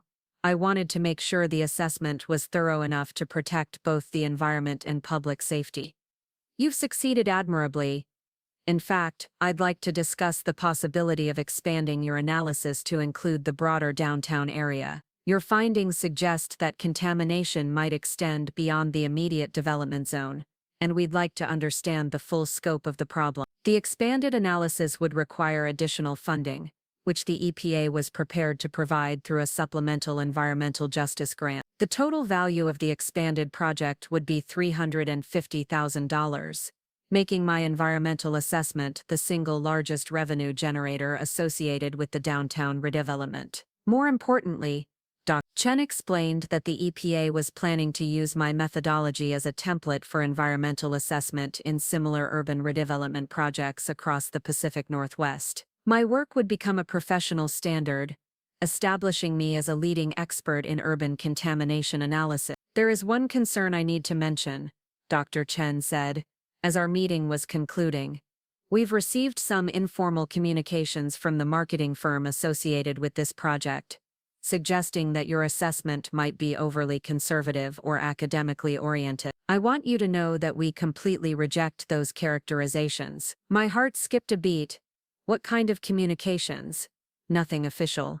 Just some background conversations intended to provide context for your finding. The marketing firm seemed concerned that federal involvement might complicate their public relations strategy. Sterling and Associates had been trying to undermine my credibility with the EPA, attempting to characterize my rigorous analysis as academic overreach that federal regulators shouldn't take seriously. They had essentially tried to convince the EPA that my environmental assessment was unreliable. Dr. Chen, I want you to know that my assessment is based entirely on scientific data and federal guidelines. Any suggestions otherwise are completely unfounded. We're well aware of that. In fact, the attempt to undermine your work actually reinforced our confidence in your finding. Marketing firms don't usually try to discredit environmental assessments unless those assessments threaten their preferred narrative. Wednesday brought the confrontation I had been dreading. Madison called me directly for the first time since my graduation dinner. her voice carrying that familiar tone of sisterly concern that I now recognized as manipulation. "Chloe, I think we need to talk," she said without preamble. "Things are getting complicated with this downtown project, and I'm worried that you might not understand all the implications of your environmental assessment." "What kind of implication?" "Well, Victoria has been telling me that the EPA involvement might be causing unnecessary problems for the project. She's concerned that your assessment might be creating regulatory complications that could delay or even cancel the entire development." I felt my anger rising, but I kept my voice steady. "Madison, my environmental assessment is based on scientific data and federal guidelines. If that creates regulatory complications, then perhaps those complications are necessary. Come on, Chloe. You know I support environmental protection, but we have to be realistic about what's actually achievable in a project like this. Sometimes perfect environmental compliance isn't compatible with economic development." The comment revealed everything I needed to know about Madison's understanding of environmental regulation. She viewed environmental protection as optional, something that could be compromised or abandoned when it became inconvenient for business interests. "Madison, environmental compliance isn't optional, it's legally required, and it exists to protect public health and safety. I understand that, but there's usually flexibility in how environmental requirements are interpreted and implemented." Victoria says that experienced consultants know how to balance environmental concerns with practical project needs. There it was. Madison was openly asking me to compromise my professional integrity to accommodate Sterling and Associates' project timeline. She was using our family relationship to pressure me into violating my professional obligations. "Madison, I'm not going to modify my environmental assessment to make your marketing campaign easier. The contamination is real, and it poses genuine risks that can't be ignored." "Chloe, you're being unreasonable. This project could be really important for my career, and you're jeopardizing it with your rigid academic approach to environmental assessment." The accusation hit me like a slap. Madison was openly prioritizing her career advancement over environmental protection and public safety. She expected me to compromise my professional integrity to support her professional ambitions. "Madison, my job is to provide accurate environmental assessment, not to support your career goal. If my findings are inconvenient for Sterling and Associates, that's not my problem. It is your problem if you want to maintain a relationship with your family," Madison replied, her voice taking on a harder edge. "Mom and Dad are already concerned about your attitude toward this project. They don't understand why you're being so difficult when you could easily be more cooperative." The threat was unmistakable.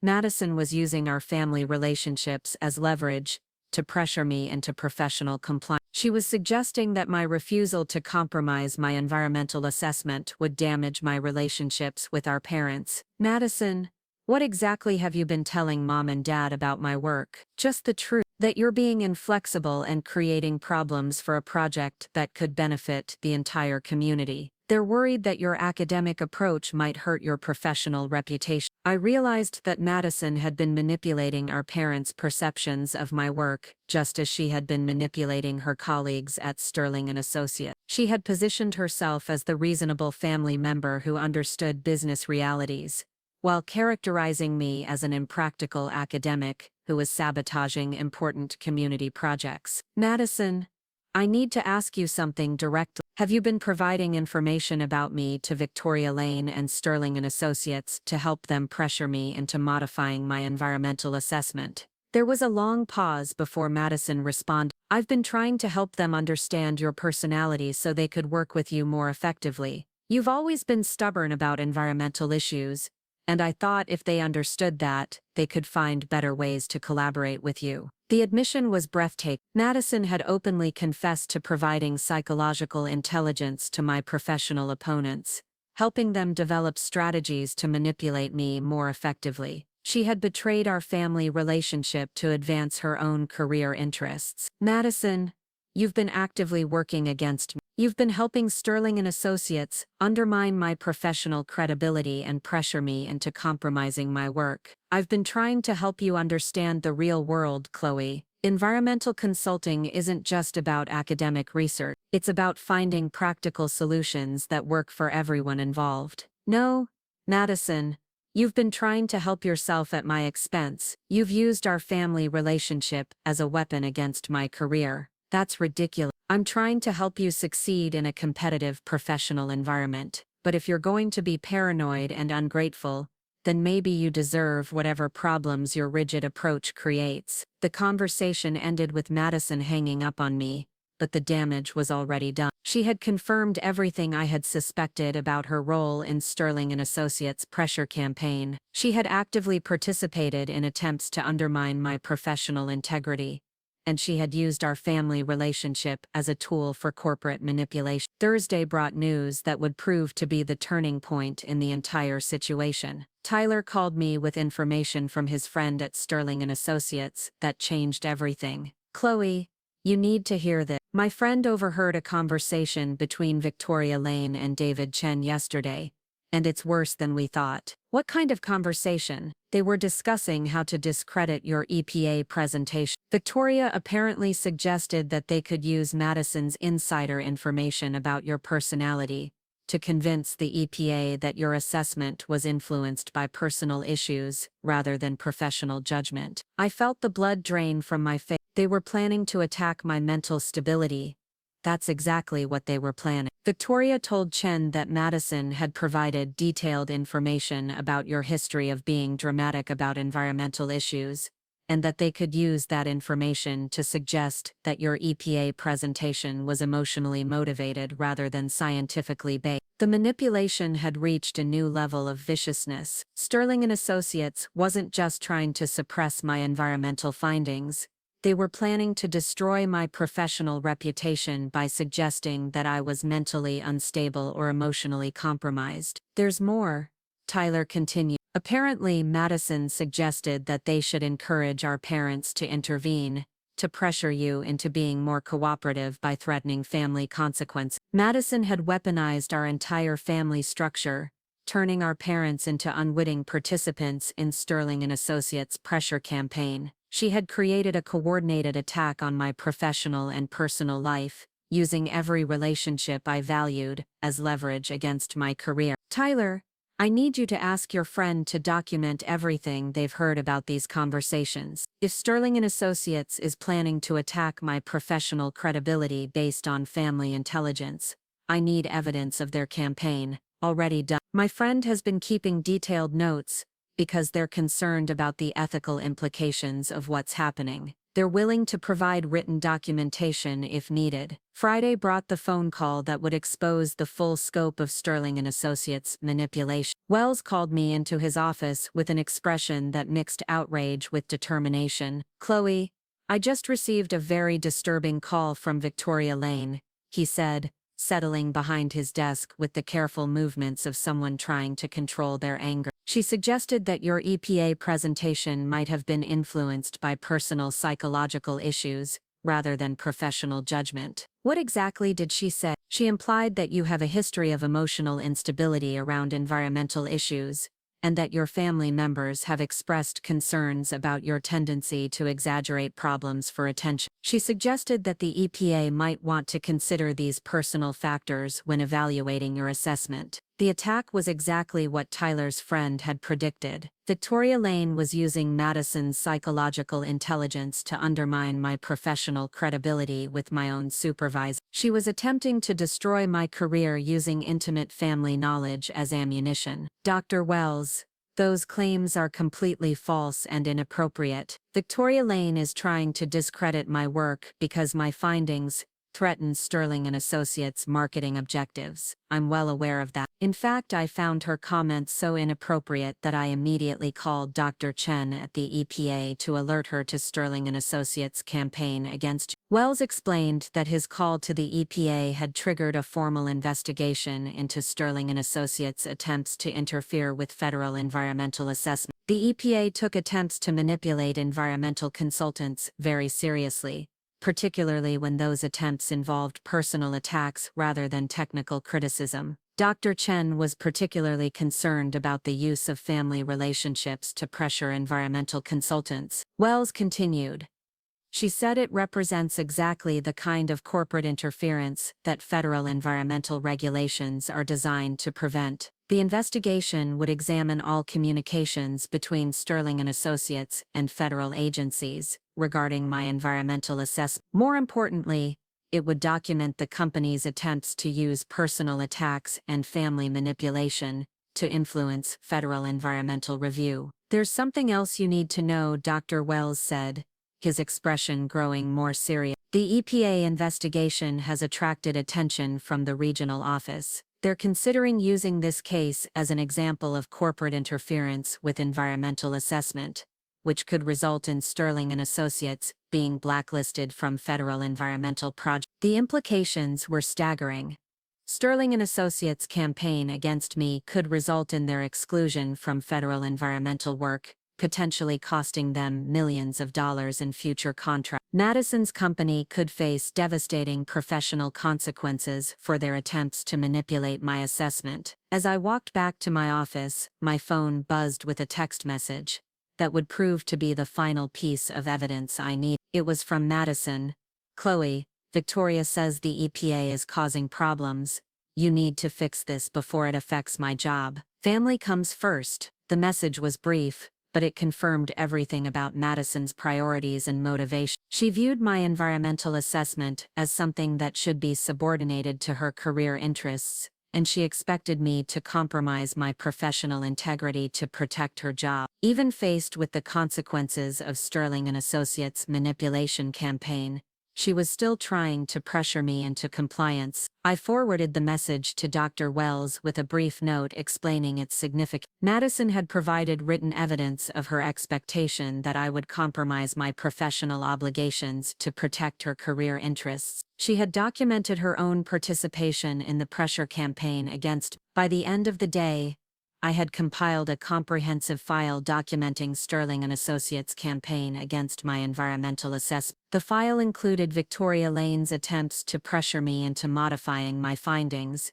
evidence of the company's efforts to undermine my credibility with the EPA, and documentation of Madison's role in providing personal intelligence to support the manipulation campaign. The evidence painted a picture of corporate interference with federal environmental assessment that went far beyond normal business advocacy. Sterling and Associates had systematically attempted to manipulate environmental review through personal attacks, family pressure, and deliberate misinformation. They had turned my own sister into a weapon against my professional integrity. Saturday morning brought the news that would complete Sterling and Associates' downfall. Dr. Wells called to inform me that the EPA investigation had uncovered additional evidence of the company's interference with environmental assessment. Federal investigators had found records of similar pressure campaigns against environmental consultants on other projects, establishing a pattern of corporate misconduct that went far beyond my individual case. The EPA is planning to announce the results of their investigation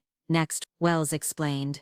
Sterling and Associates will face significant federal penalties, and they'll be prohibited from participating in federal environmental projects for at least 5 years. The company that Madison had seen as her path to professional success was about to be destroyed by their own manipulation campaign. The business expertise that she had valued over environmental science had led her employers to make catastrophic strategic errors that would devastate their professional prospects. More importantly, the EPA was planning to use my environmental assessment as a model for federal environmental review standards. My work would become a template for environmental consulting across the Pacific Northwest, establishing me as a leading expert in urban contamination analysis. The useless degree that Madison had mocked at my graduation dinner was about to make me one of the most respected environmental consultants in the region, while her own career was about to be destroyed by her participation in corporate misconduct. As I sat in my office that Saturday afternoon, reviewing the contamination analysis that had started this entire conflict, I realized that Madison had been wrong about everything. Environmental science wasn't impractical or irrelevant to real-world business concerns. It was essential for protecting public health and safety, and it was legally required for all major development projects. Madison's business-focused perspective had led her to participate in a manipulation campaign that violated federal regulations and destroyed her company's professional reputation. Her understanding of real-world business had proven to be catastrophically flawed. while my supposedly impractical environmental education had proven to be essential for project success.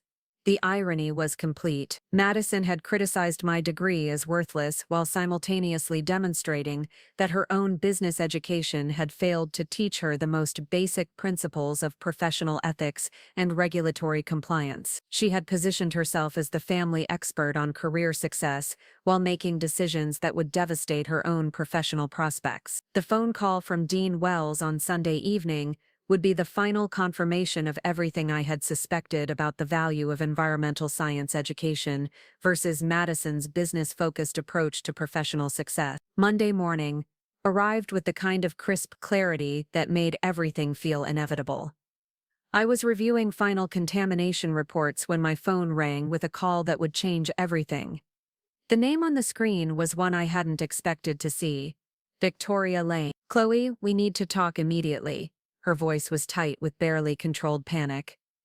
"There's been a serious misunderstanding about the EPA investigation, and I need your help to clear it up." The desperation in her tone was unmistakable. The confident to condescending marketing executive, who had spent weeks trying to manipulate my environmental assessment, was now begging for my assistance. "What kind of misunderstanding?" I asked, though I had a pretty good idea where this conversation was heading. "The EPA seems to think that Sterling and Associates has been inappropriately pressuring you to modify your findings. That's completely false, of course. But they're threatening serious consequences based on these misconceptions." The audacity was breathtaking. Victoria was calling the EPA investigation a misunderstanding, as if federal regulators had somehow misinterpreted her weeks-long campaign to suppress my environmental finding. "Victoria, the EPA investigation is based on documented evidence of your attempts to pressure me into compromising my assessment. There's no misunderstanding involved. Chloe, you have to understand that everything we discussed was just normal project coordination. We never asked you to falsify data or violate any regulations. We were simply trying to ensure that environmental findings were presented in a context that wouldn't unnecessarily alarm the public." The rewriting of history was shameless. Victoria was attempting to characterize her pressure campaign as routine business communication, ignoring the threats, personal attacks, and attempts to have me removed from the project. "Victoria,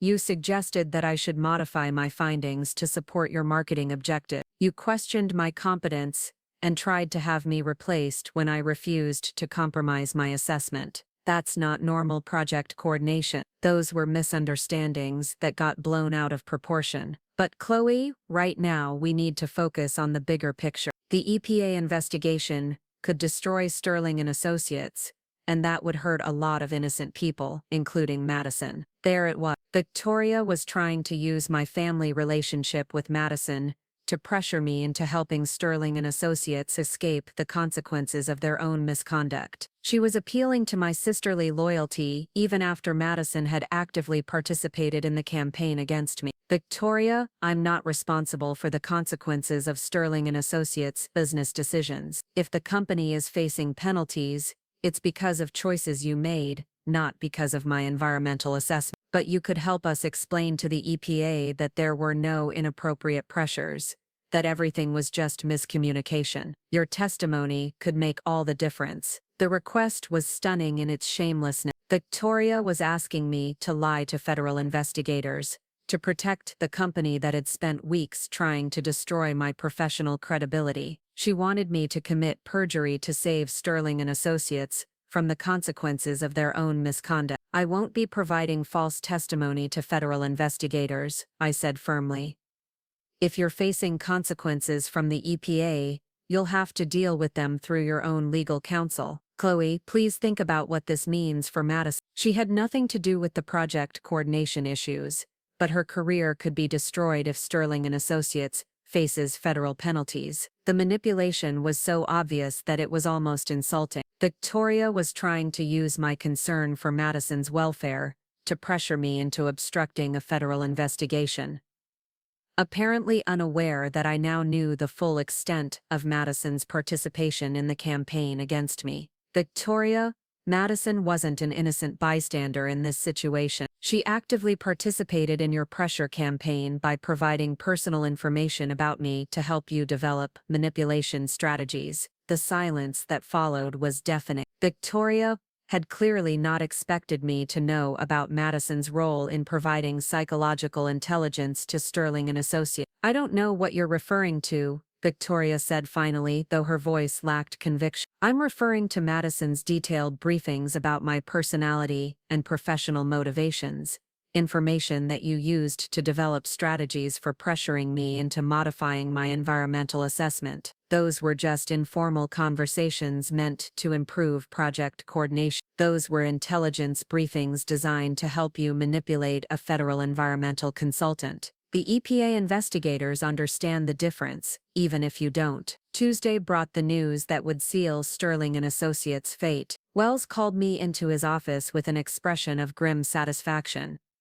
The EPA has completed their investigation, he announced, settling behind his desk with a thick folder of documents. Sterling and Associates will face significant federal penalties, and they've been banned from participating in federal environmental projects for 7 years. The magnitude of the punishment was staggering. Sterling and Associates had built their reputation on handling large-scale development projects that often involved federal environmental review. Being banned from federal work would devastate their business model and likely force them to drastically downsize or even close entirely. What about the individual employees? I asked, thinking despite everything about the impact on Madison's career. The investigation focused on corporate conduct rather than individual employees, but several people at Sterling and Associates will likely face professional consequences. Anyone who participated in the pressure campaign against you could face sanctions from their professional licensing boards. The implications for Madison were severe. Her participation in providing intelligence to support the manipulation campaign could result in professional sanctions that would follow her throughout her career. The business expertise she had valued over environmental science had led her to make decisions that could permanently damage her professional prospects. Dr. Wells, what happens to the downtown redevelopment project now that Sterling and Associates has been removed? The city will need to find a new marketing firm, which will likely delay the project timeline. But your environmental assessment has been validated by the EPA investigation, and the federal funding for expanded contamination analysis will proceed as planned. Wednesday brought the phone call I had been dreading. Madison's name appeared on my screen, and I knew this conversation would be unlike any we had ever had before. "Chloe, you have to help me," she said without preamble, her voice cracking with barely controlled panic. "Victoria says the EPA investigation could destroy Sterling and Associates, and my job is in jeopardy. Madison, I'm sorry about your job situation, but I can't help Sterling and Associates escape the consequences of their own misconduct." "What misconduct?" "All we did was try to coordinate project messaging. That's completely normal in business." The denial was complete. Madison was refusing to acknowledge that her company's pressure campaign against me had constituted misconduct despite the federal investigation that had documented their violations. Madison, Sterling and Associates, spent weeks trying to pressure me into compromising my environmental assessment. They questioned my competence, tried to have me removed from the project, and attempted to manipulate federal regulators. That's not normal business coordination. Chloe, you're exaggerating everything because you're upset about the criticism of your degree. You've turned normal business discussions into some kind of conspiracy theory. The gaslighting was breathtaking. Madison was attempting to rewrite the entire history of Sterling and Associates' pressure campaign, characterizing documented misconduct as normal business practices, and suggesting that my response was emotionally motivated rather than professionally justified. Madison, the EPA investigation found evidence of corporate interference with environmental assessment. Federal investigators don't waste time on conspiracy theories. The EPA is overreacting because of pressure from environmental groups. They're using our project as an example to show that they're cracking down on business interests. Madison's response revealed the depth of her misunderstanding about environmental regulation and federal oversight. She viewed the EPA investigation as political theater rather than legitimate law enforcement, apparently unable to comprehend that her company had actually violated federal regulations. Madison, I need to ask you something direct. Do you understand that you participated in Sterling and Associates' campaign to pressure me into compromising my environmental assessment? I tried to help them understand your personality so they could work with you more effectively. That's not pressure, that's collaboration. You provided detailed information about my psychological motivations to help them develop manipulation strategies. That's not collaboration, that's intelligence gathering. That's ridiculous. I was trying to help both of you find common ground. The self-deception was absolute. Madison had convinced herself that her betrayal of our family relationship was actually an attempt to help me. That providing ammunition to my professional opponents was a form of sisterly support. Madison, you used intimate knowledge of my personality to help Sterling and Associates pressure me into compromising my professional integrity. You participated in corporate misconduct, and now you're facing the consequences. Chloe, you're being paranoid and vindictive. This whole situation is your fault for being so rigid about environmental issues. If you had just been more reasonable, none of this would have happened. The blame shifting was the final confirmation of everything I had suspected about Madison's character. Even faced with the destruction of her career, she was unable to accept responsibility for her own choices. She blamed me for the consequences of her participation in corporate misconduct. Madison, I was doing my job exactly as I was trained to do it. Sterling and Associates chose to respond to accurate environmental assessment with a pressure campaign that violated federal regulations. Those were your company's decisions, not mine. Your job was to help the project succeed, not to create problems that would hurt people's career. My job was to provide accurate environmental assessment,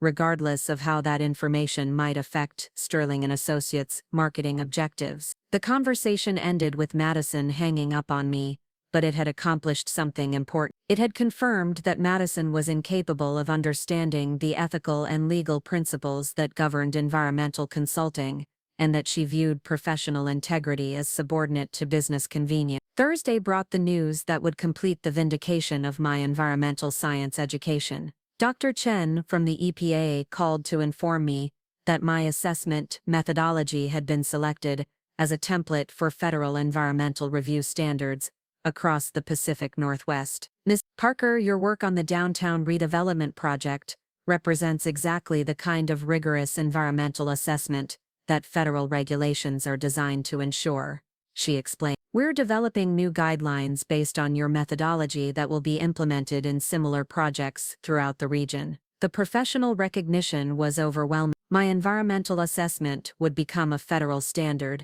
establishing me as a leading expert in urban contamination analysis. The EPA was also prepared to fund additional research projects based on my work, potentially worth millions of dollars in federal grants over the coming year. There's another development I think you'll be interested in, Dr. Chen continued. The EPA investigation into Sterling and Associates has attracted attention from other federal agents. We're sharing our findings with colleagues who oversee environmental compliance in corporate consulting, and there may be broader consequences for companies that attempt to interfere with environmental assessment. The Sterling and Associates case was becoming a precedent that would affect how federal agencies responded to corporate interference with environmental review. My refusal to compromise my professional integrity had contributed to strengthening federal protections for environmental consultants across the country. Friday brought the phone call that would provide the most satisfying vindication of all. Dr. Wells called to inform me that Pacific Northwest University had received a request from the city of Riverside to expand my environmental consulting role to cover the entire downtown redevelopment project. They want you to oversee all environmental aspects of the development, not just the contamination assessment, he explained. It's a 5-year consulting contract worth over $2 million to the university. The contract would make me the lead environmental consultant for one of the largest urban redevelopment projects in Oregon history. It represented the kind of career opportunity that most environmental scientists spent decades working toward, and it had come to me straight out of college because of my refusal to compromise my professional integrity. The city was particularly impressed by your response to the pressure campaign from Sterling and Associates, Dr. Wells continued. They said your commitment to accurate environmental assessment, despite corporate pressure, demonstrated exactly the kind of integrity they want in their environmental consultants. Saturday morning brought a final piece of news that completed the story of Sterling and Associates' downfall. Tyler called with information from his friend that the company was preparing to file for bankruptcy. The federal penalties and the loss of federal contracts have destroyed their business model, Tyler explained. They're laying off most of their staff, and Victoria Lane has already been fired by the remaining partners. The company that Madison had seen as her path to professional success was being destroyed by the same manipulation campaign that she had participated in. The business expertise that she had valued over environmental science had led her employers to make catastrophic strategic errors. What about Madison? I asked, despite everything that had happened between us. She's been laid off, and word is getting around the consulting community about her role in the EPA investigation. My friend says she's having trouble finding new employment because other firms are concerned about hiring someone who participated in federal misconduct. The professional consequences were exactly what Madison had feared, but they were the result of her own choices rather than my refusal to help her. She had prioritized short-term career advancement over professional ethics, and she was now facing the long-term consequences of that decision. Sunday evening brought the conversation that would close this chapter of my relationship with Madison. She called one final time, her voice hollow with defeat and exhaustion. "Chloe, Sterling and Associates is shutting down, and I've been laid off," she said without preamble. "I can't find another job because everyone in the consulting industry knows about the EPA investigation. I'm sorry about your job situation, Madison. Are you? Because this is exactly what you wanted, isn't it? You wanted to prove that your environmental degree was valuable, and you didn't care who got hurt in the process." The accusation revealed the fundamental misunderstanding that had driven our entire conflict. Madison still believed that I had orchestrated the EPA investigation to prove a point about my education, rather than simply doing my job with professional integrity. "Madison, I didn't want any of this to happen. I just wanted to do accurate environmental assessment." Sterling and Associates chose to respond with a pressure campaign that violated federal regulations. "You could have been more flexible. You could have found ways to present your findings that wouldn't have caused so many problems. I could have compromised my professional integrity to protect your career, but that would have been wrong. Environmental protection exists for important reasons, and those reasons don't disappear just because they're inconvenient for marketing firms. So my career doesn't matter to you at all. Your career matters to me, but not more than environmental protection and public safety. I wasn't willing to compromise my professional obligations to advance your business interests." There was a long silence before Madison spoke again, her voice quiet and defeated. "I still think your degree is impractical, Chloe. The real world doesn't work the way they teach you in environmental science classes." The comment was the final confirmation that Madison had learned nothing from the destruction of her career. Even after her business-focused approach had led to professional disaster, she continued to believe that environmental science was impractical and irrelevant to real-world concerns. "Madison, my environmental science education taught me exactly what I needed to know to succeed in the real world. It taught me how to conduct rigorous scientific assessment, how to uphold professional ethics under pressure, and how to protect public health and safety. Those skills have made me successful in ways that your business education couldn't. You got lucky, that's all. The EPA happened to care about your particular project. The EPA cares about environmental protection because it's legally required and essential for public welfare. That's not luck. That's the way federal regulation is supposed to work." The conversation ended with Madison hanging up on me for the final time, but it had served its purpose. It had confirmed that she was incapable of understanding the principles that had guided my response to Sterling and Associates' pressure campaign, and that she viewed professional ethics as optional constraints rather than essential obligations. Monday morning brought the beginning of my new career as the lead environmental consultant for the downtown redevelopment project. I arrived at my expanded office in the Environmental Studies building, where a team of graduate students was waiting to assist with the comprehensive contamination analysis that would guide the next 5 years of development. The irony of the situation wasn't lost on me. Madison had spent my graduation dinner criticizing my environmental science degree as worthless and impractical, arguing that real careers were built on business understanding rather than environmental knowledge. She had positioned herself as the family expert on professional success,